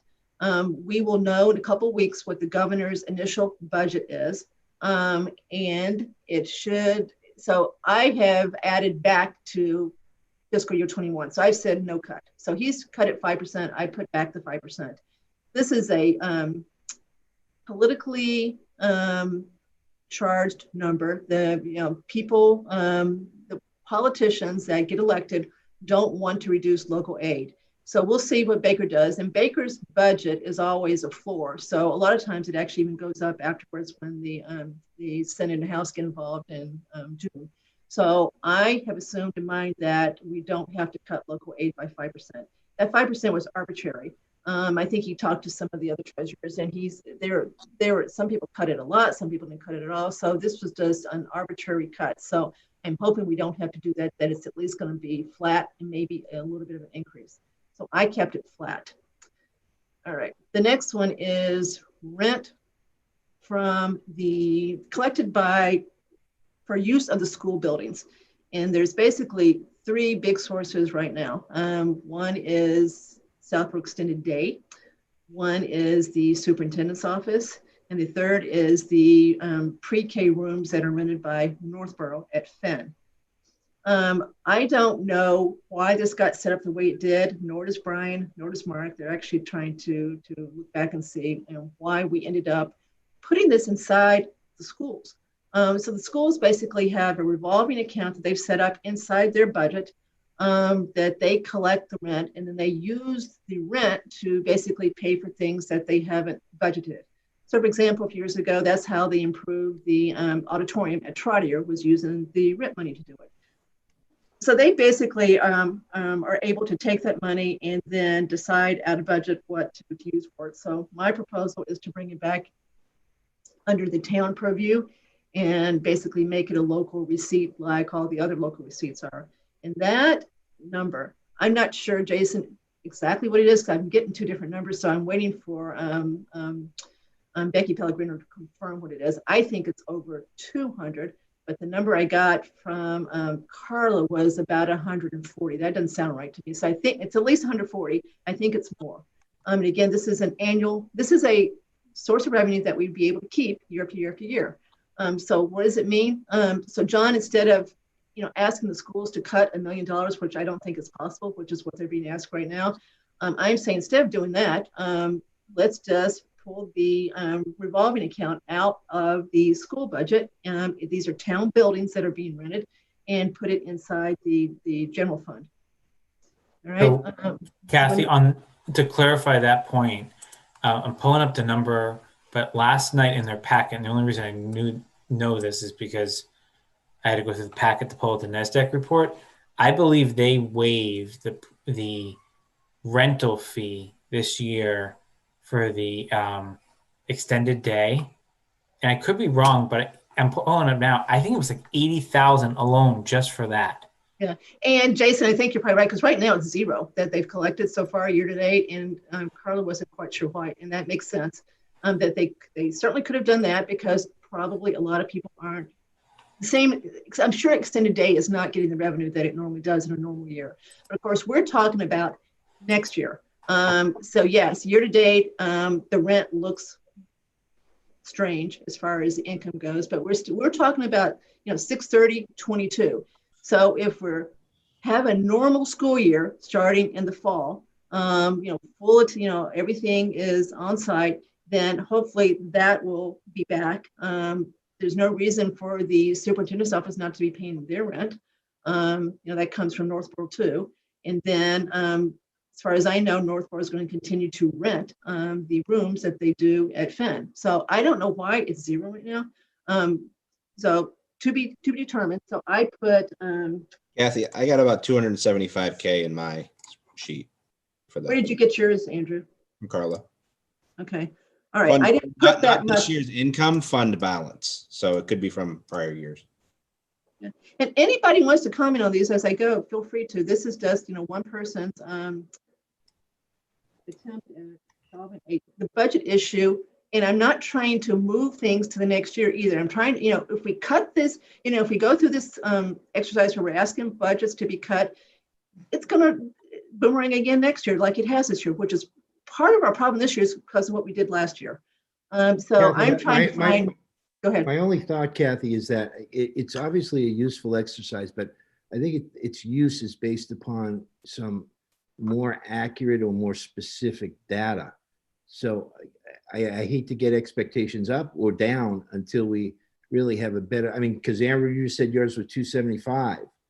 Right. And so, I mean, that's a huge swing from what Carla told you, Kathy.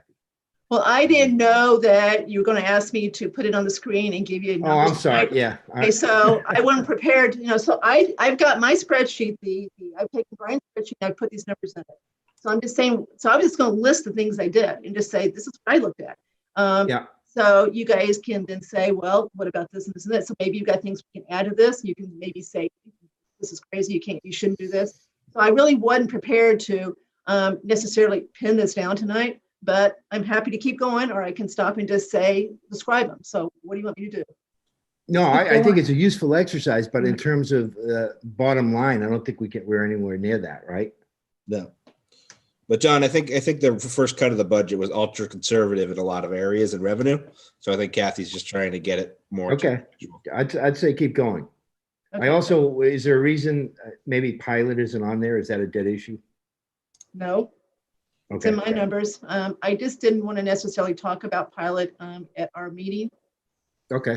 But no, I don't think it's a dead issue at all. In fact, I've got it on my spreadsheet. Okay. Okay. All right. Okay, so I described about the buildings rent local receipts. Okay, so this is one that has engendered a whole lot of discussion last few years.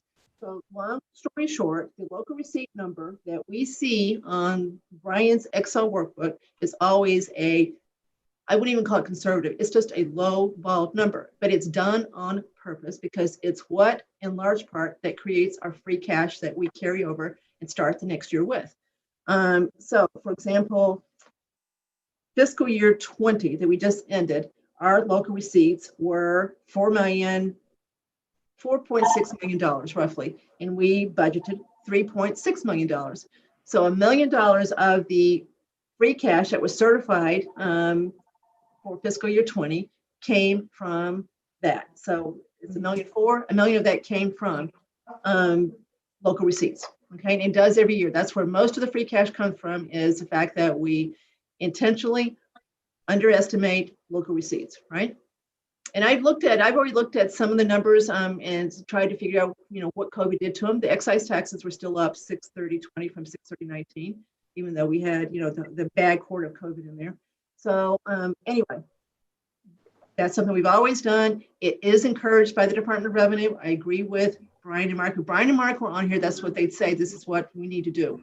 But I want to get to something in a minute that Paul Sabelli said when I had a Zoom with him this week as far as free cash. So let me keep going with my list here. Okay, so I think local receipts should be bumped up a little bit, but not a lot. I've got it being bumped up $117,000 from last year's budget.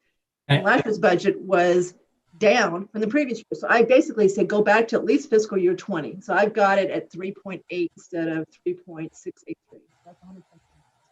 Kathy, you in local receipts, other than like excise tax, that's any fees that most departments collect too, correct? Yeah, so I will send everybody the spreadsheet that shows it. It's a lot of stuff, Jason. It's about 15 things in there.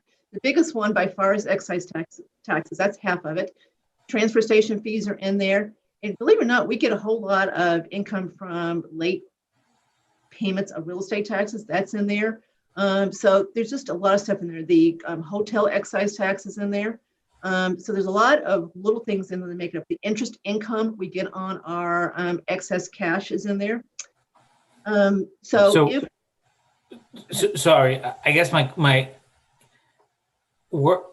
didn't know you were going to do this, but I actually was going to ask during this topic tonight what advisory's appetite was to have Mark or the Board of Selectmen ask any department or board or commission that sets a fee schedule to revisit their fees. Because I think we heard from Board of Health, they hadn't revisited their fees in X number of years. We may not have had the same sort of conversations if they had been bringing in additional revenue. My understanding is the fire department hasn't changed the price of a smoke detector inspection in 10 or 15 years, the cost of that inspector providing the service has naturally gone up. So while we can't set a fee schedule, and there's obviously a lot of boards, I mean, I would move that we ask them to do a review across the board of everything. But I mean, that's going to help start solving the problem tomorrow, and something that can help us this year. It actually won't, Jason, but it will in 2 years, because what happens is Right. if more revenue gonna- comes in this year, it's going to roll into free cash, right? Because this number that I'm looking at the spreadsheet for local receipts, we don't have any control over what actually finally gets used when Paul Sabelli sets the tax rate. The town meeting approves the budget, what gets spent. It doesn't approve the estimated revenue. That's why I keep saying that number at town meeting where we are trying to estimate the tax increase. The reason it's estimated because there's still more things that go into the tax increase that come later. And Heidi Krieger, our former accountant, I've never seen her mad at anything. So one time she got really mad at me when I kept trying to get her to raise that number. She said, Kathy, that's my call. I have to sign off on this. I have to attest to this with the state of Massachusetts, and I am going to not raise that number. And then Paul has to weigh in on this too. So Jason, eventually it would help to probably boost that number, but it won't. But every help. day that passes is cash that's not. I agree. So you're right. coffers. It eventually will help us. It just won't help us for fiscal year 2022 because they won't raise that number no matter what gets done there. They'll may raise it a little bit, but they won't raise it to what you truly think you're going to collect. Yeah, I think Jason's idea is a great idea, and I do too. if it's not going to work this year, just a thought is that the next budget cycle, just like this year, we made a point of every department that came before us. But Jason's right. We should get them right now to start the process to review all the fees. Transfer station sticker fees should be reviewed too. This idea that you put 20% of it in the tax base, 80 you pay for. Yeah. Why? Put the whole thing. Let the transfer station sticker fees. That one's a little sensitive though, given John Butler. It is. But remember, it was John Butler too. He said, you guys need to go out and try to get more people to buy stickers. You've got room. It's a fixed cost you're spreading. So get more people stickers should go up just because the cost of trash has gone up, right? So even if it's the same 90-10, it should go up regardless. And then Kathy, the other thing that's not included in here that we haven't decided whether or not we want to include on the warrant is meals tax, right? Well, I'm about to get to that one, Andrew. So it's on the warrant right now. Obviously, the warrant hasn't been posted, but it's there because it's carried over, right? They carried over all those, so it's there. It's my understanding that the thinking of advisory is that we still want to support it. We can talk about when to implement it if we want to. If we really do think now is not the right time to implement it, but so there's zero in it right now. So we certainly could try. That's why I'm raising this 117 is in part because of that. Part because of the money we get from the marijuana location. So there's a couple things that aren't in here at all. So I agree, Andrew, that it should be in there. And that's why I've raised this 117 in part because of that. Okay, but again, this number that we see in the spreadsheet where we say, okay, we can pay for this much of the budget with local receipts is a really low number. And that's where free cash comes from. Okay. Hey, Kathy, I mean, can we go forward with Jason's request? Because I think it's a great idea. Just at least get a list of what the fees are and when the last time that they were adjusted. Yeah. So Jason wants to make a motion. So let me go through my list. Okay. And then, we'll vote on it. So I agree. I totally agree. Do it now.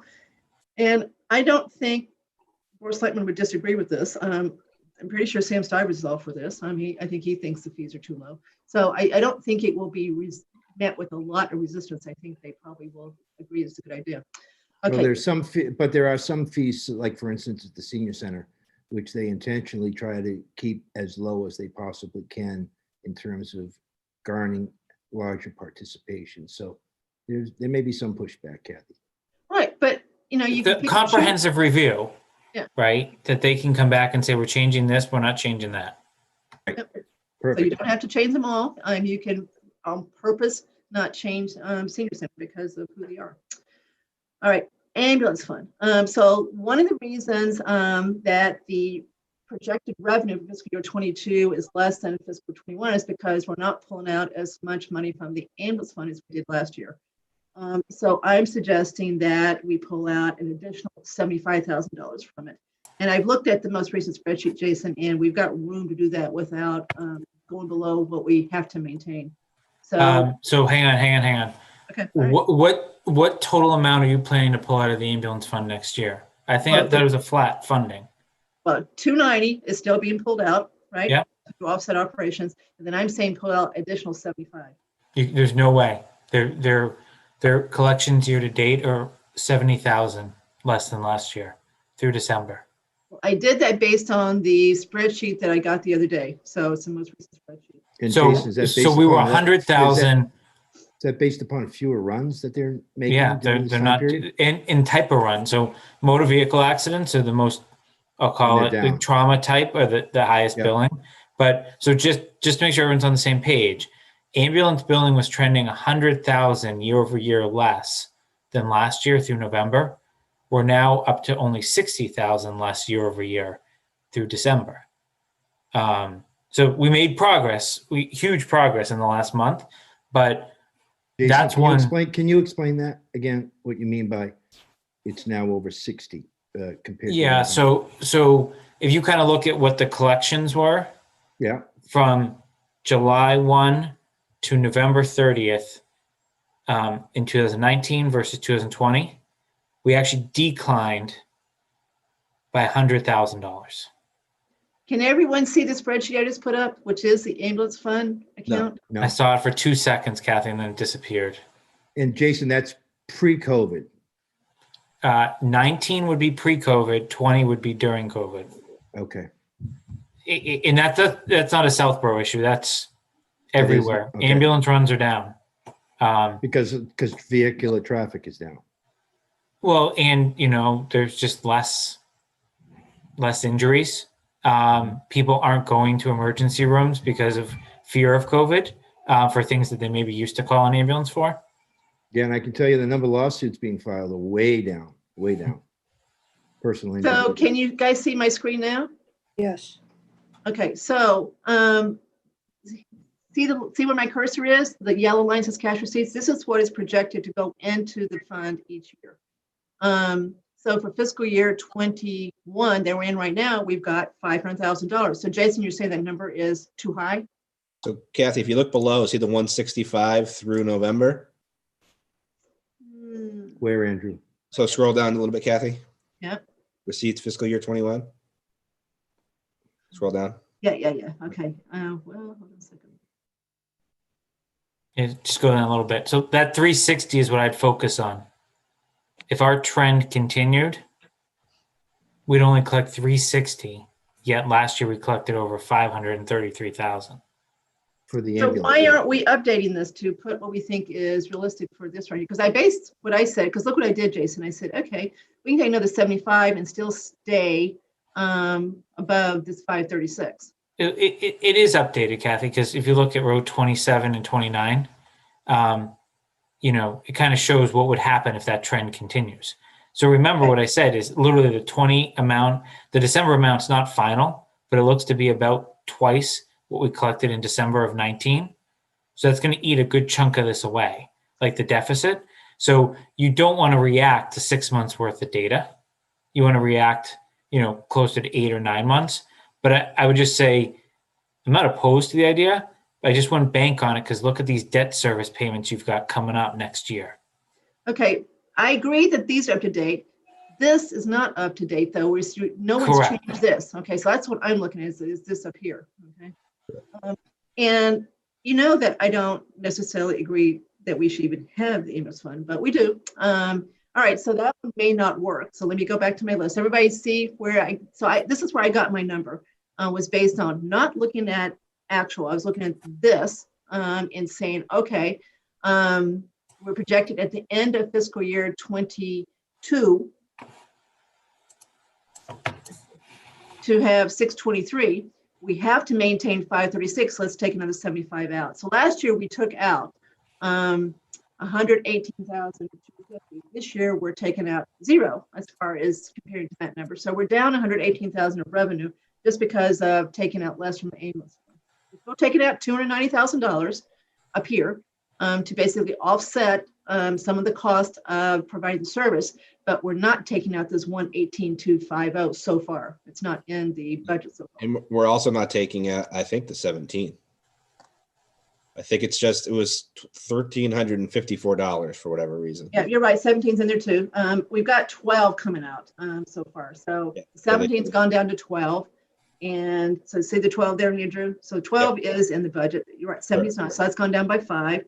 This has gone down by 118. So that's 123,000 of lowered revenue that we're expecting for fiscal year 22. So that's part of our problem. Yep. Okay. All right. Enough of that for the moment. All right, let me go back here. Okay, the rec revolving fund. We've talked about this a lot too over the last few years. The rec revolving fund per Don Dumont has about $250,000 in it. Obviously, they're not adding much to it and they're not spending much, so they're trying to preserve it. So I took 100,000 out of that and pulled that over to the general fund. Can you do that? Yes, you can do that. For years, we were told what you can do, Jason, is reimburse for the salaries of the rec department. So yes, you can. And it doesn't have to be an all or nothing proposition to do that. So yes, you can absolutely reimburse us for the cost of the 2 folks that are actually on the rec department budget. So yes. Okay, next one is stabilization. We don't have a lot of money in stabilization. We've got $600,000 in it, but I said, let's do what the state did, which, they used a big chunk of their rainy day fund. Let's use $200,000 for fiscal year 22. I don't like this one because this one won't repeat next year. So I'm trying to find things that would repeat next year so that we don't just, again, start off in a big hole, because if what we're proposing doesn't repeat, it's going to sink you again next year. So I don't particularly like that one, but I did put it in and kind of mimic what the state did for fiscal year 20. The next 3 are the 3 departments that I did adjust. So youth and family services, as you may recall, is Kathy? Yep. So you're still showing the ambulance fund screen? Oh, sorry. I'm not very good at this. Okay. Okay, now? Yes. Sorry, thank you, Andrew. Okay, so the 3 budgets that I did make adjustments to are youth and family services. I took out the cost of the contract with the college to basically provide the service where you can call and get referrals to whatever you need.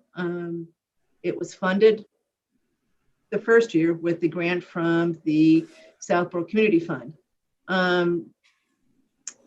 So I think I've told everybody this. So I'm very involved in the Friends of the Youth and Family Services group. So I believe that I've got a way to fund that for fiscal year 22. So I'm hoping we can take that out of their budget. The next one is the police department. You may recall that their projected year-over-year increase is pretty high. It's a big one. It's about 7%.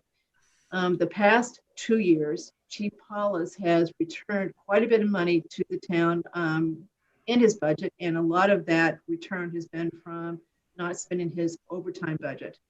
So Jason is going to, has started talking to Chief Hollis about this, and I'm hoping that he can work with Chief and maybe get that one line item reduced in that budget.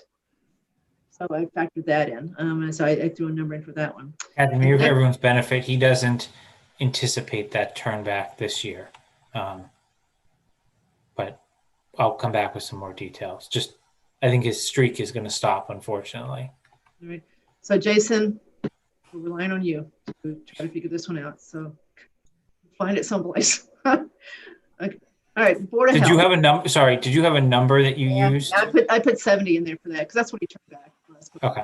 Got it. Okay. All right.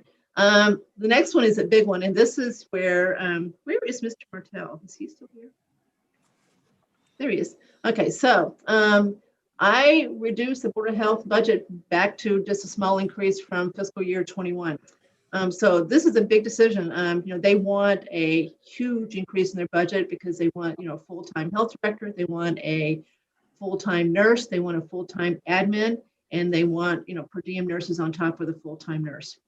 So everybody needs to give this one a whole lot of thought. We're going to be talking about it next week. We obviously won't make a decision, but so I put it back, not because I think it's the right thing to do, but if what they need is based on, at least in some part, COVID, I'm not sure it's the right thing to do to increase that budget by more than twice.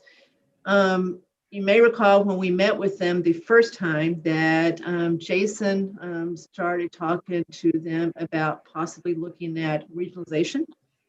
And later, at the next meeting, Paul Pazinski seemed to think it was a good idea, at least in part. Of course, it will take a while to get that done. If there's something that, if that's worth pursuing, it's still going to take a while to do. But maybe you still delay, these full-time positions until that is worked out one way or the other. Again, as we know, once you hire people, it's hard to unhire people.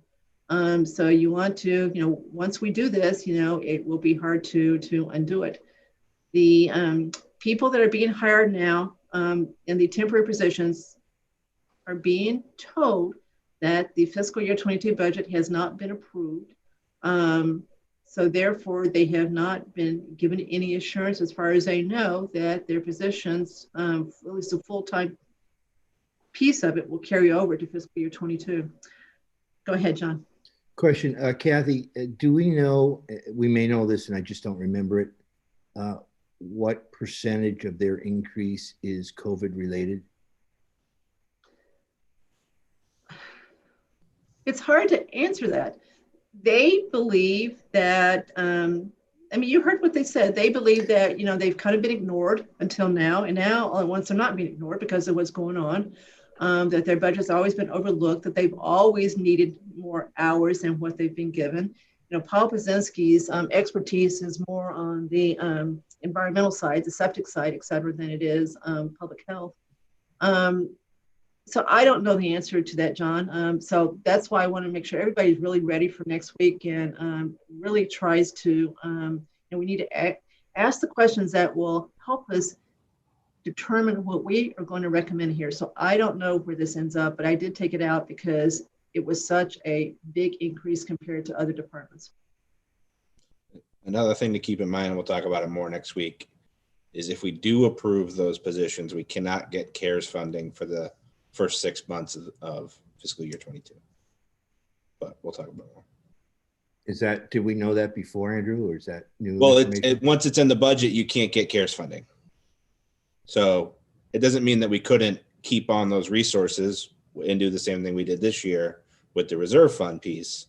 It's just if we include it in the budget, then we cannot do that.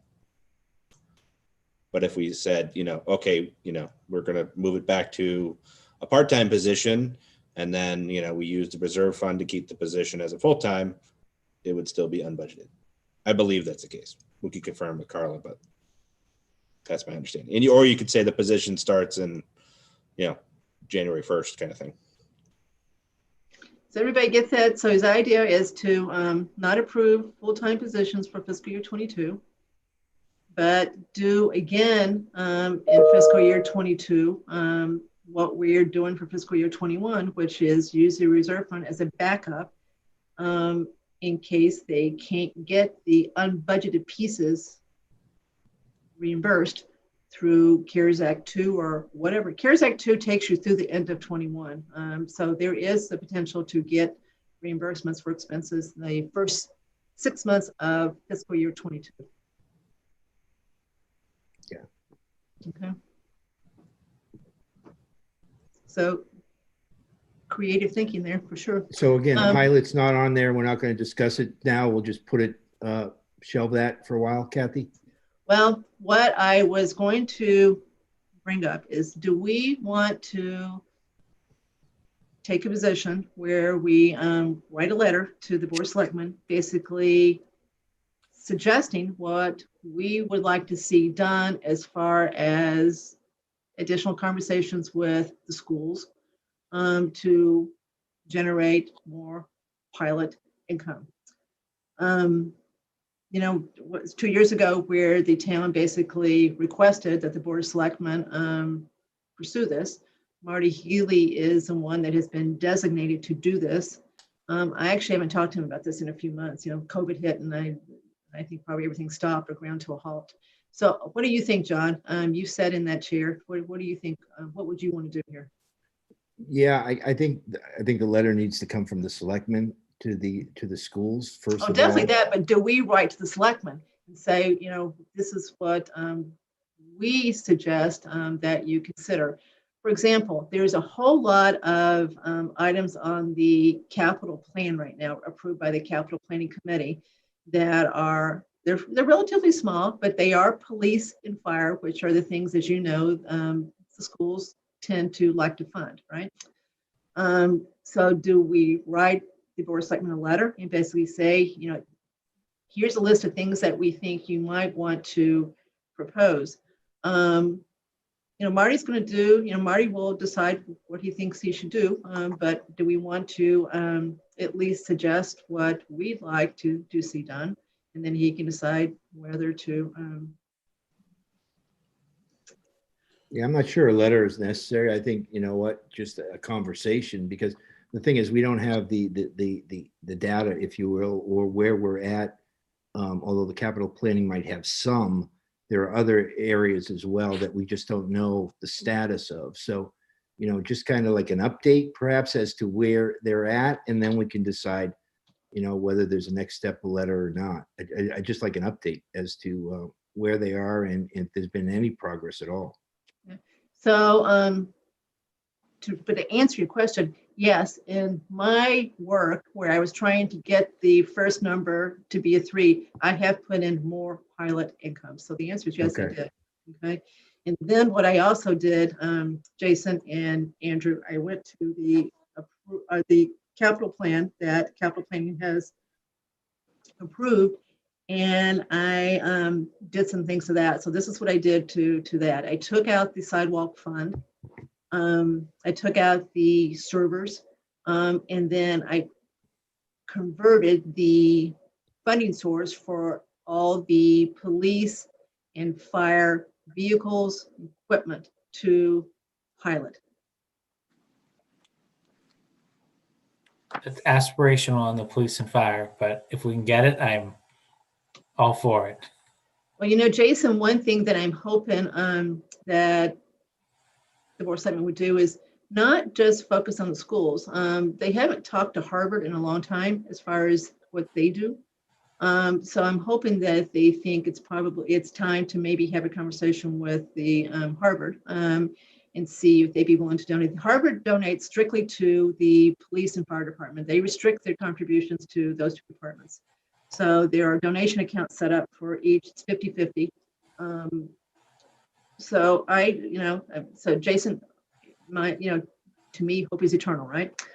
So if all they can say is no, why wouldn't you at least reach out and see what it is? A lot of times you propose a number and they don't say 0, but they cut it in half, right? But you still got half.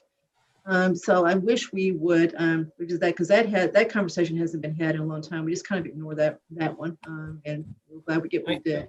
I do like John's idea. Let's get a status so we don't like preemptively, because I don't want to jeopardize their bargaining position too. And neither do But I do think we all are yearning for results, right? I think it's probably what we're all hoping for. It's time, I think, to kind of bring it to a head, maybe.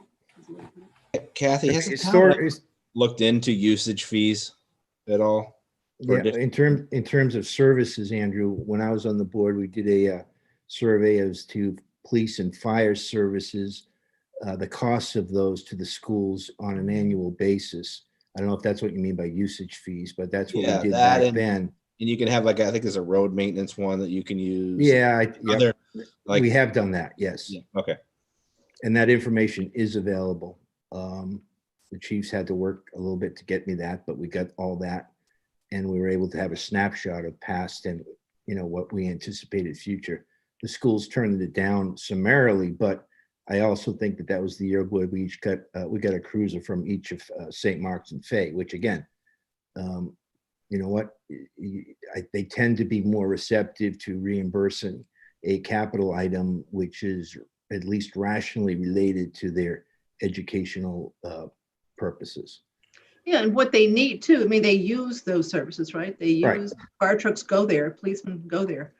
One And thing. the other, and the one other thing, Andrew, that is a large part of that is the real estate taxes that are, I guess you could call, taken off the tax roll as a result of the purchase of real estate by those schools. That also went into not necessarily a usage calculation, but a services calculation. It was another part of the overall value or lack of value to the town.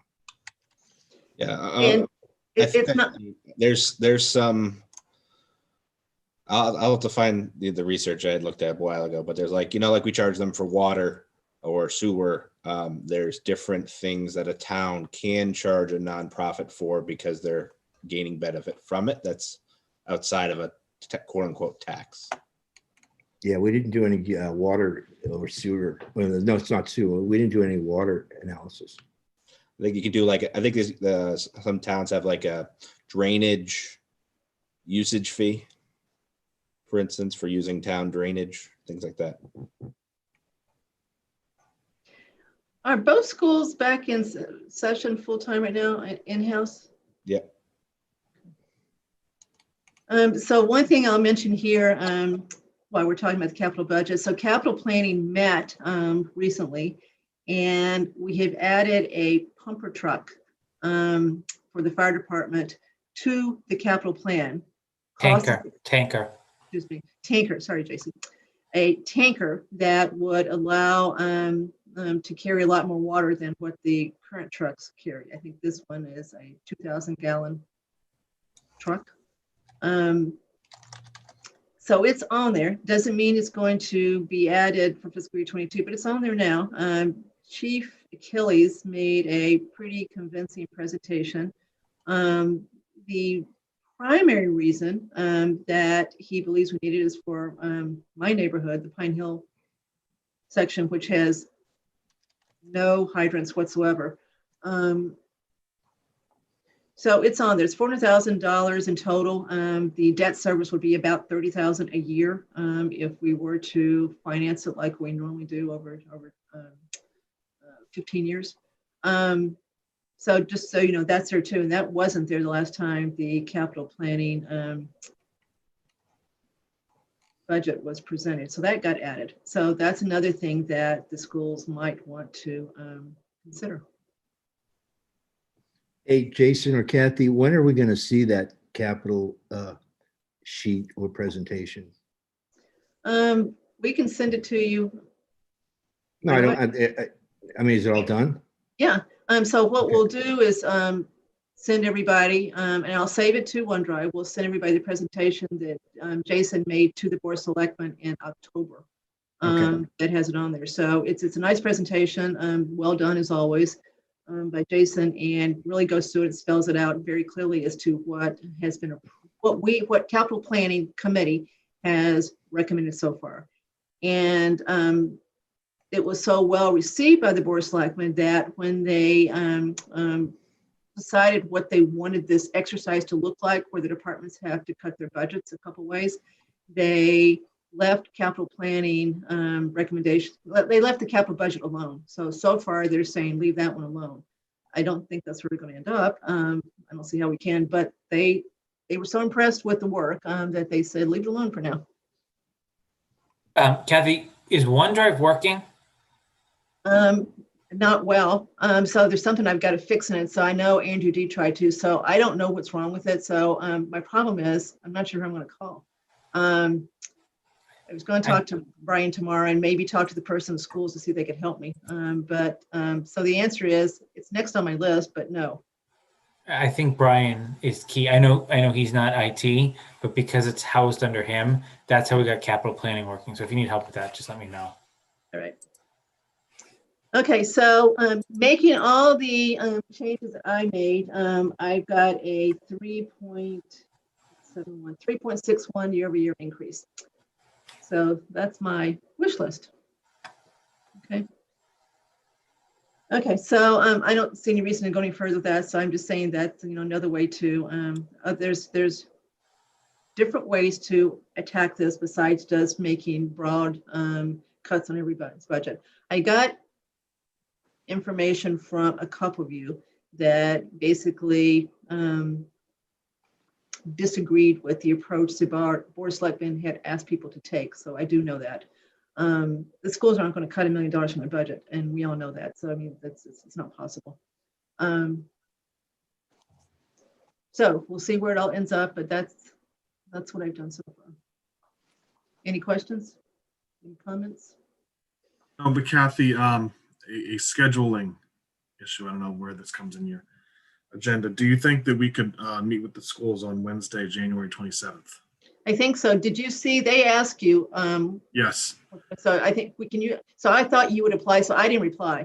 So can Okay, you reply? I just realized there was an email issue of like a anti-spoofing policy where a bunch of emails weren't forwarded to my work email. So I'm just now seeing them. So that's why I just saw that Yeah, today. so you should reply to her now. They meet on Wednesdays also, school committee, but I don't think they meet on that Wednesday. I think it's once a month, and they just had it last night. So I think, Okay, so I'll try to lock that in.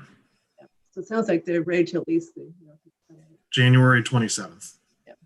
Hey, Kathy, in terms of, I guess, a process/procedural question, once the departments come back with those Board of Selectmen requests, are we going to have the department heads come back to us to go over that, or are we just going to thumbs up, thumbs down as to those recommended cuts? Because I see it as being potentially divisive. I just wanted your thoughts. We're going to have them come back or not? I don't know the answer to that, John.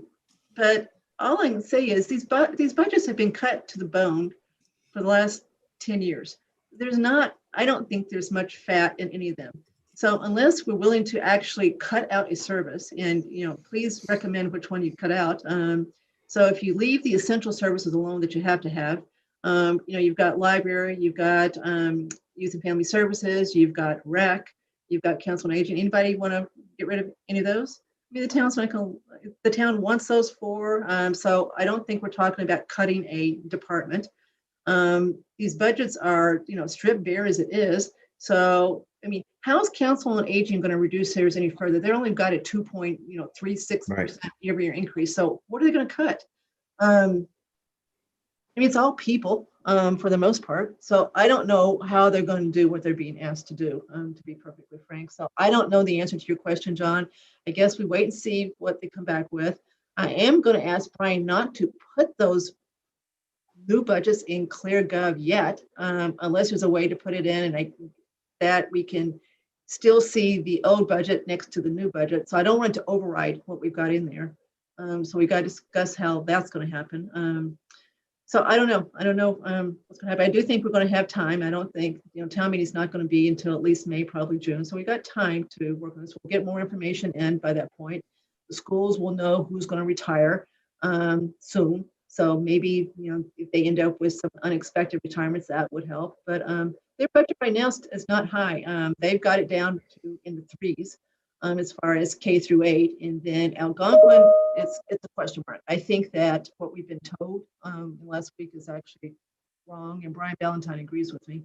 So we're waiting to see what Algonquin looks like once they actually get the assessments in better shape.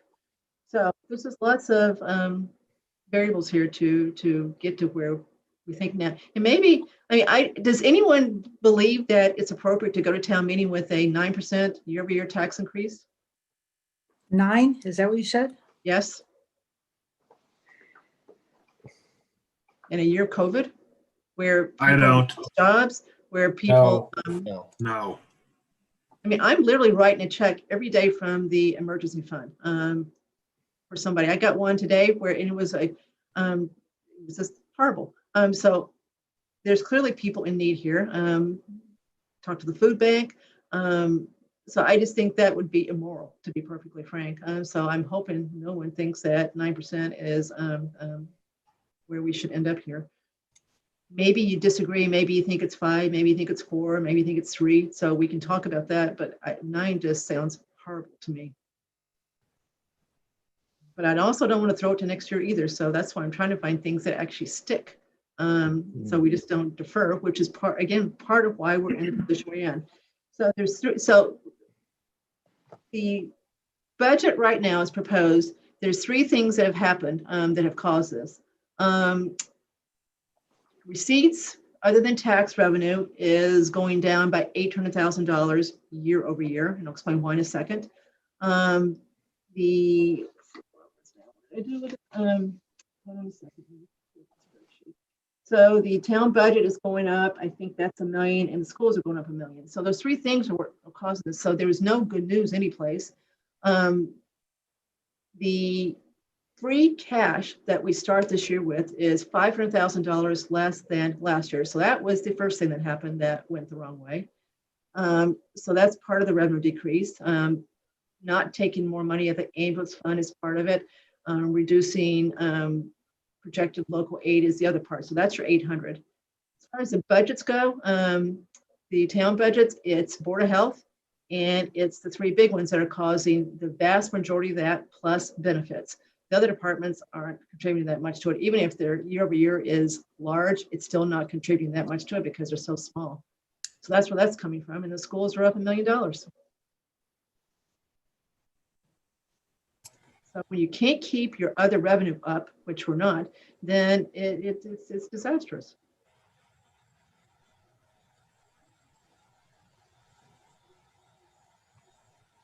But Kathy, I thought that if I was following the exercise that you were doing, was that some of the budgets that we had seen so far significantly underestimating Yeah.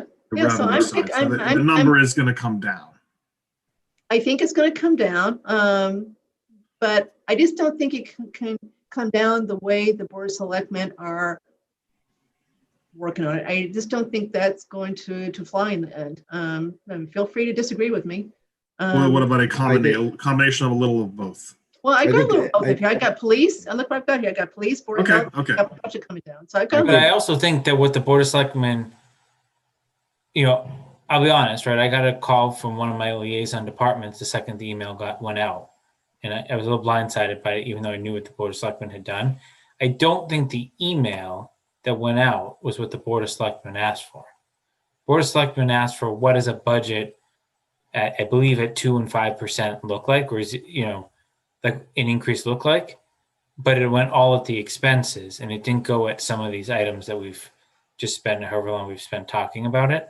So I do think there needs to be a holistic view. And again, I think that process is flawed. I agree with the objective. 2 and 5 sound a lot better than 9. I'm not saying I support 5, but I think that's a balancing act here. You can't just look at expenses. You got to look at the whole picture. And I get we only set the expenses at town meeting, but if you kind of know what to expect, it then yields a different answer. And I also think the success that we had last year in delivering what I think was an incredibly low tax increase, you create certain expectations, and they're genuine, they're to be expected, and they're certainly reasonable expectations. So, but you can't. At least I don't think you can say, well, it was 1.34 last year and it's 9 this year, so you average a 2. It's not bad. I just don't think that's appropriate. I think that. No, I'm not suggesting that though, Kathy. I just think that there's, we had what I don't remember where the budget started off last year, but they were significantly higher than what we ultimately ended up in. And I think there's a similar, and it's certainly a reasonable expectation that we can get there again. But again, there's a lot of work that's going to be done to get there, to get to that number, certainly. It just seems, John, and maybe, this is anecdotal, it just seems like it's harder this year than it has been. And I don't I don't even know why I think it, but I do think that. A couple years ago, the initial one that was shown, there was actually math mistakes in it. And so when you corrected the math mistake, it got rid of a big chunk of the problem. I mean, that's not the case this year. Yeah, and I don't want, and this comment is not pejorative in any sense, but I think we were able to get there last year because there was some extra in department budgets that was not difficult to eliminate, whereas this year, I'm not seeing that. Well, you know, I don't think you can necessarily do that 2 years in a row either. Right. Take the police budget. I think that everybody here has a lot of respect for Ken Paulus and think that he really, really works on that budget and knows his budget. His budget is driven in large part by contractual obligations of the union contract. So what's he supposed to do? So he'd have to lay someone off to actually reduce it. And we just hired the people. So unless you want to propose that he actually cuts the person that he finally got, that he's asked for, you know, to get to where he thinks he needs to get to have 3 person on a shift, then I don't know what he does, unless Jason can figure out something that is not obvious. Yeah, it's going unless someone wants to lay someone off, I don't think it's going to be an easy answer. What I will also say is I think this is a really good lesson of scheduling out the cost of a 3-year contract when it happens, as opposed to, you know, when you're in the middle of a budget cycle. Because I think even the chief would probably say he wasn't expecting it to go up that much.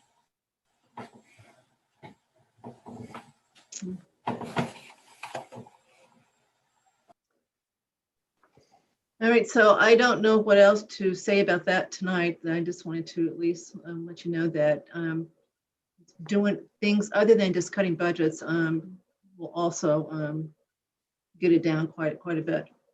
Whether you agree or not with that, you may have other ideas of what you can do. Okay, let me keep going. I'm going to talk about the advisory bylaw when I get to calendars. Let's skip over that one for the moment. Kathy, can I make my motion before we move off that topic? Yes, Jason, forgot about it. Yes, go ahead. So I'm going to move that we authorize the chair to submit a request to the town administrator and board of selectmen and any other board that oversees a fee structure to perform a review of their fees that they charge for their services. Do we have a second? Could we also add to that, Jason, to provide us the last date that they were increased? In other words, figure out when the last time there was with an increase, because I think that would be helpful as well. Add that into my motion, Claire, please. I second. Okay, any further discussion?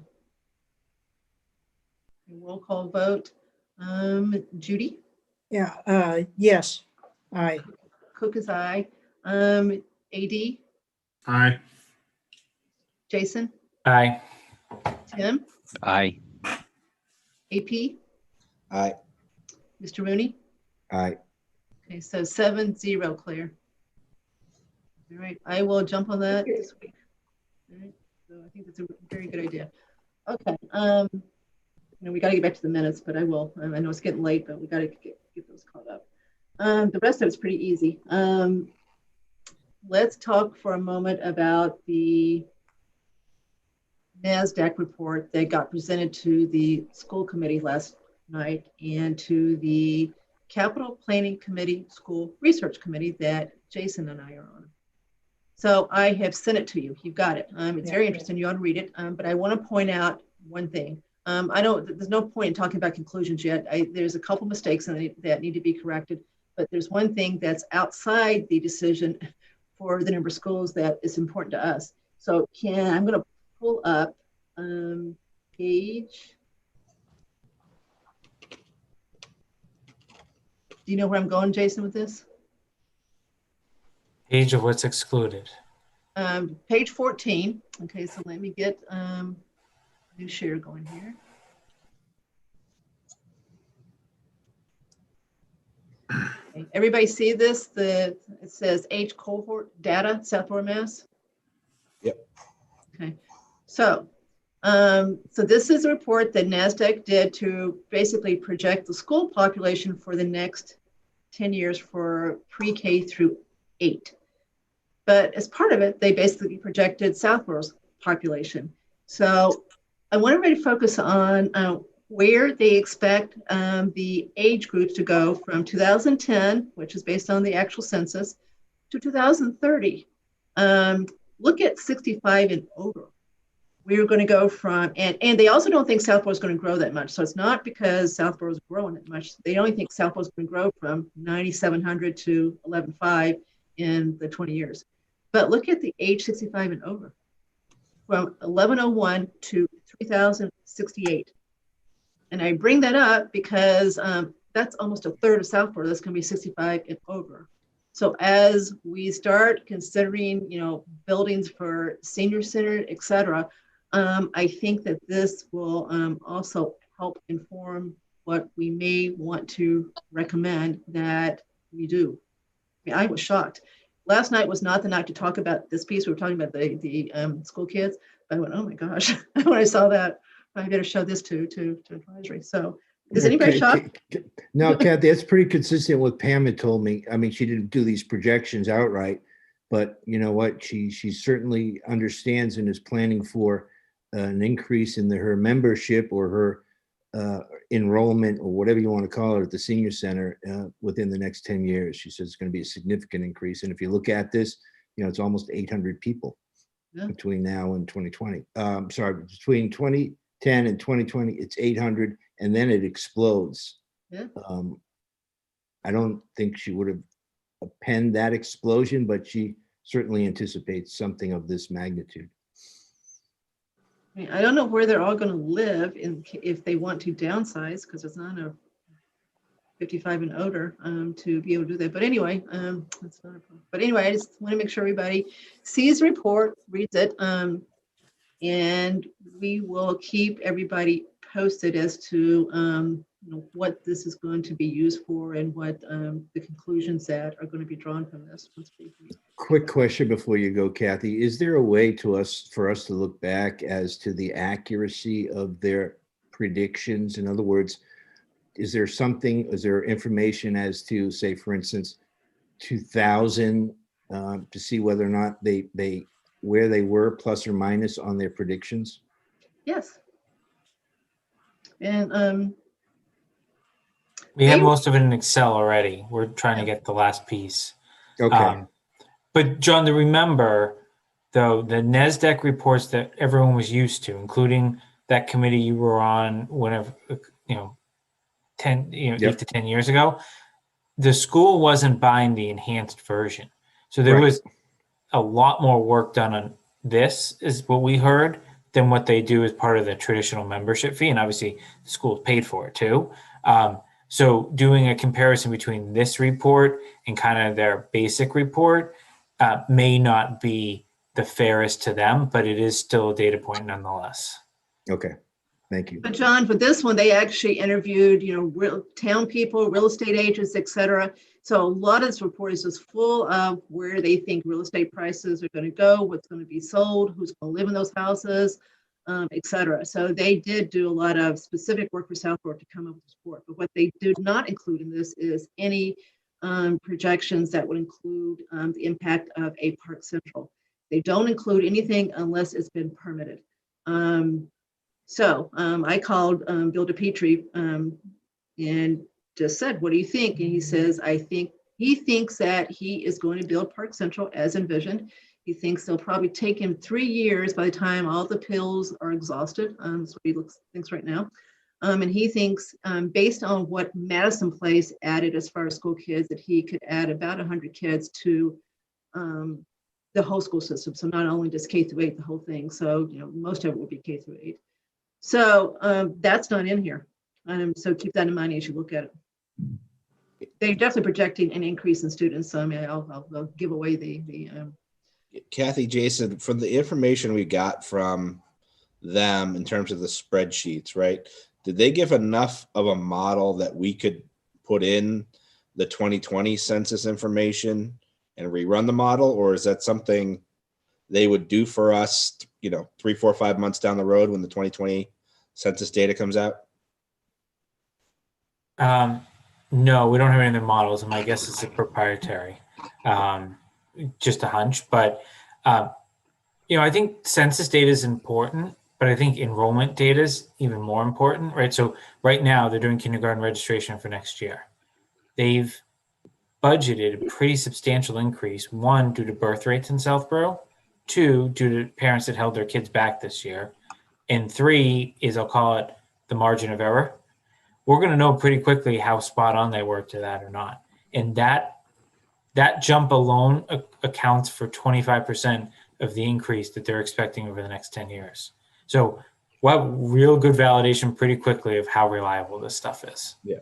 But I mean, I did review the presentation and they used a significant amount of census data in their slides. I'm not sure if that factors into their models, but It'd be interesting to take this and compare it to the records that Jim Haggerty has.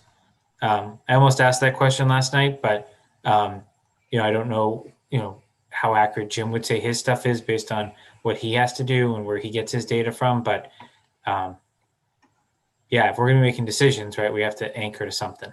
yeah.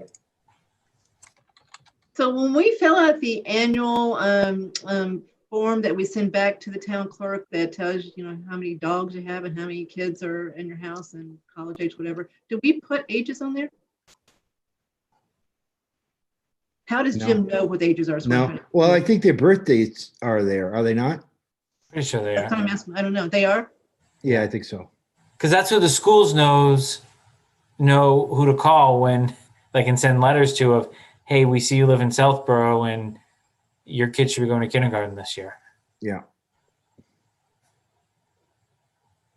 So anybody have any comment about this? I just want to make sure that when you read this, you actually focus on not only school kids, but our seniors.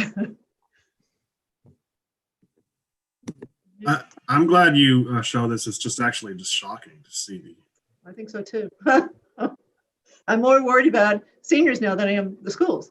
Okay, so let's keep going. All right. Let's do minutes next, and then we will almost be done. Okay, so we got 3 sets of minutes to approve. 12/9, 12/16. So everybody should have gotten cleaner copies today of those. We've looked at them before, but you should have a pretty clean copy of those two. So I'm hoping at least get those two approved tonight. So Andrew, you want to take over? Okay. Can we get comments on the 12/9 minutes that we distributed? And these have Kathy's edits from the last time that they were circulated. Nothing here.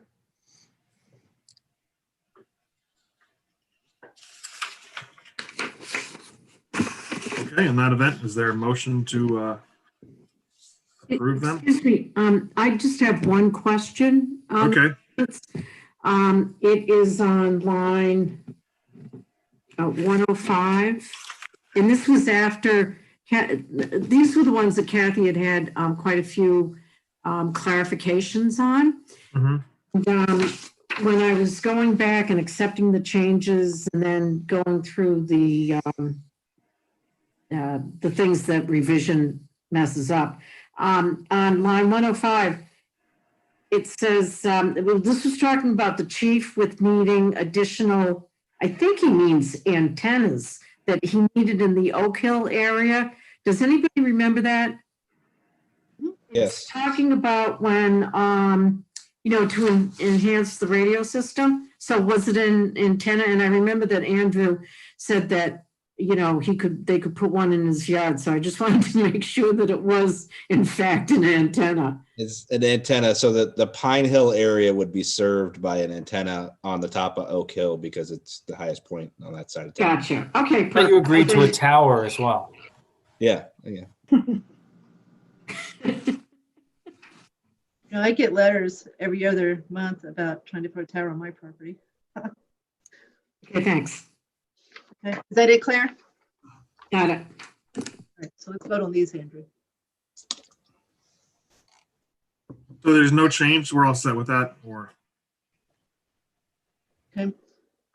So you want to do one motion for all of them or one by one? Just, Let's do the ninth first.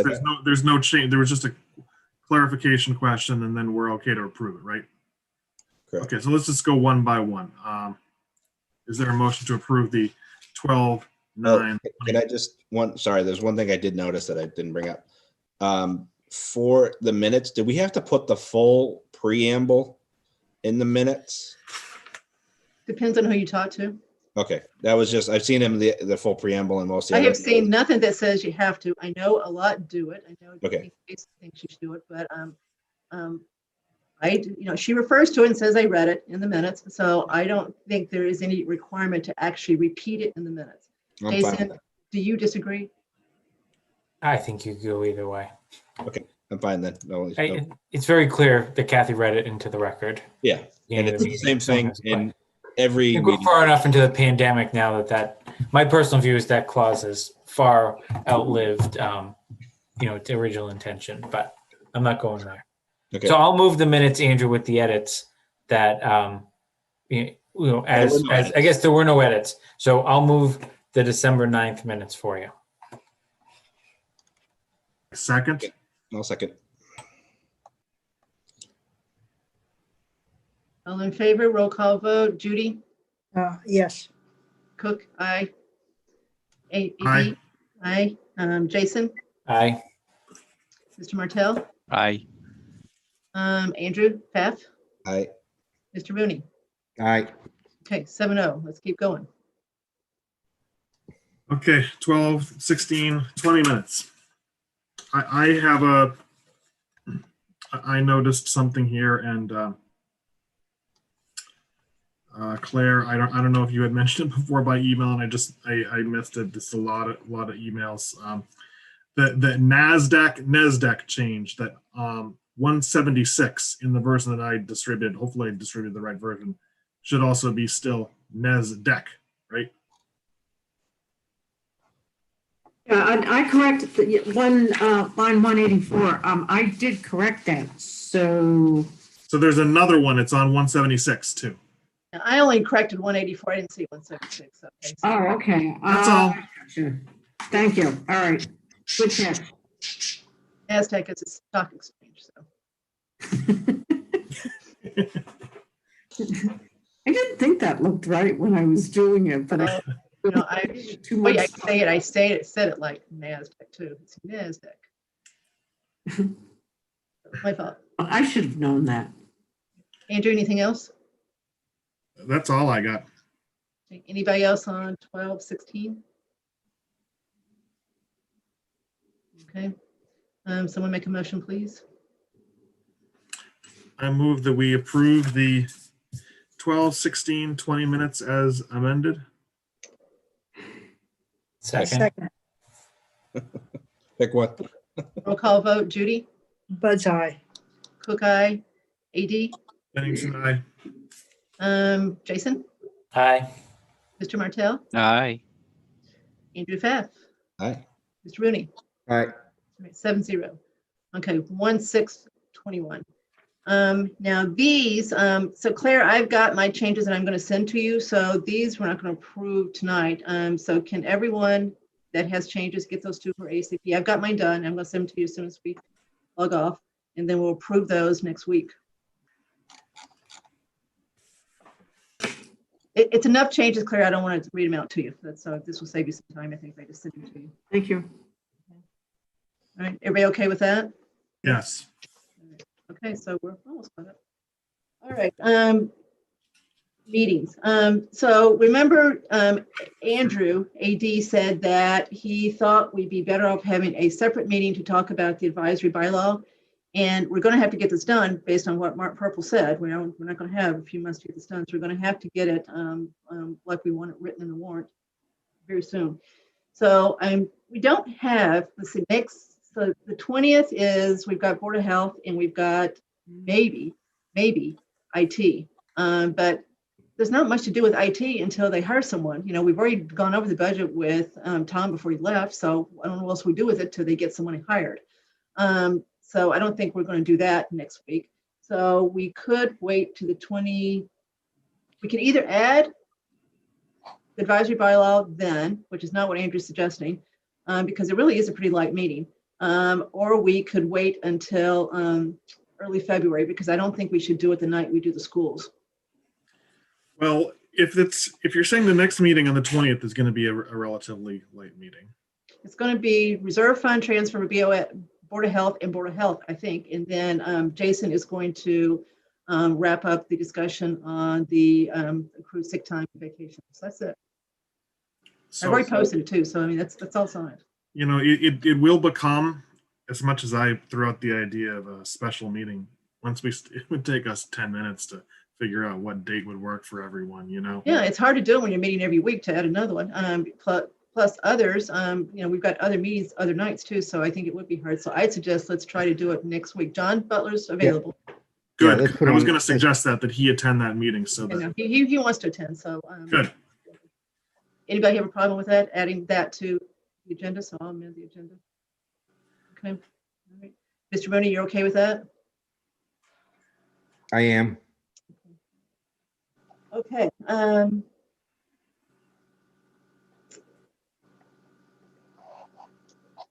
I want to go back to the budget discussion and mention one more thing that I didn't put in my list. I want to add one thing to my list, which will be rather shocking. That's why I want to write it.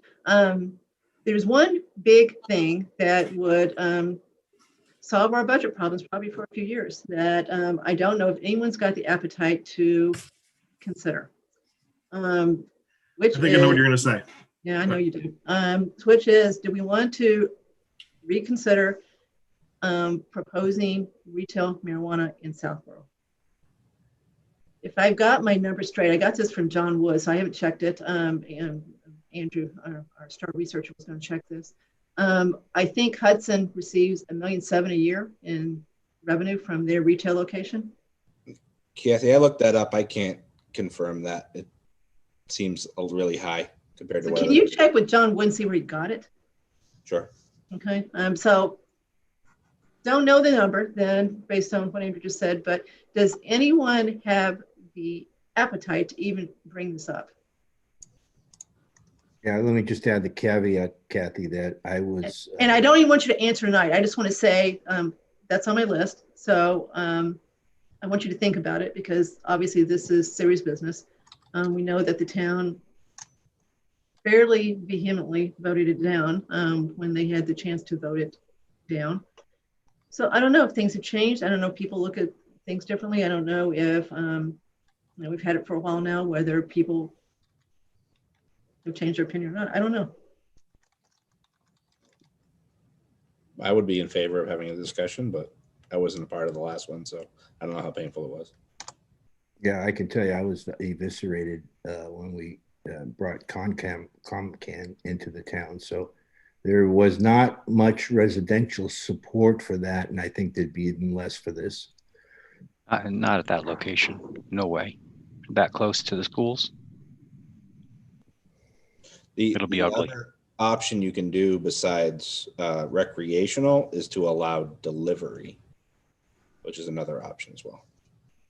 Tim, Yeah, do you believe that if we're in a place that was far away from schools, there would be a different opinion? Yeah, I do. I think the industrial park was zoned for this type of thing. It's in a good location. It's tucked away in a corner.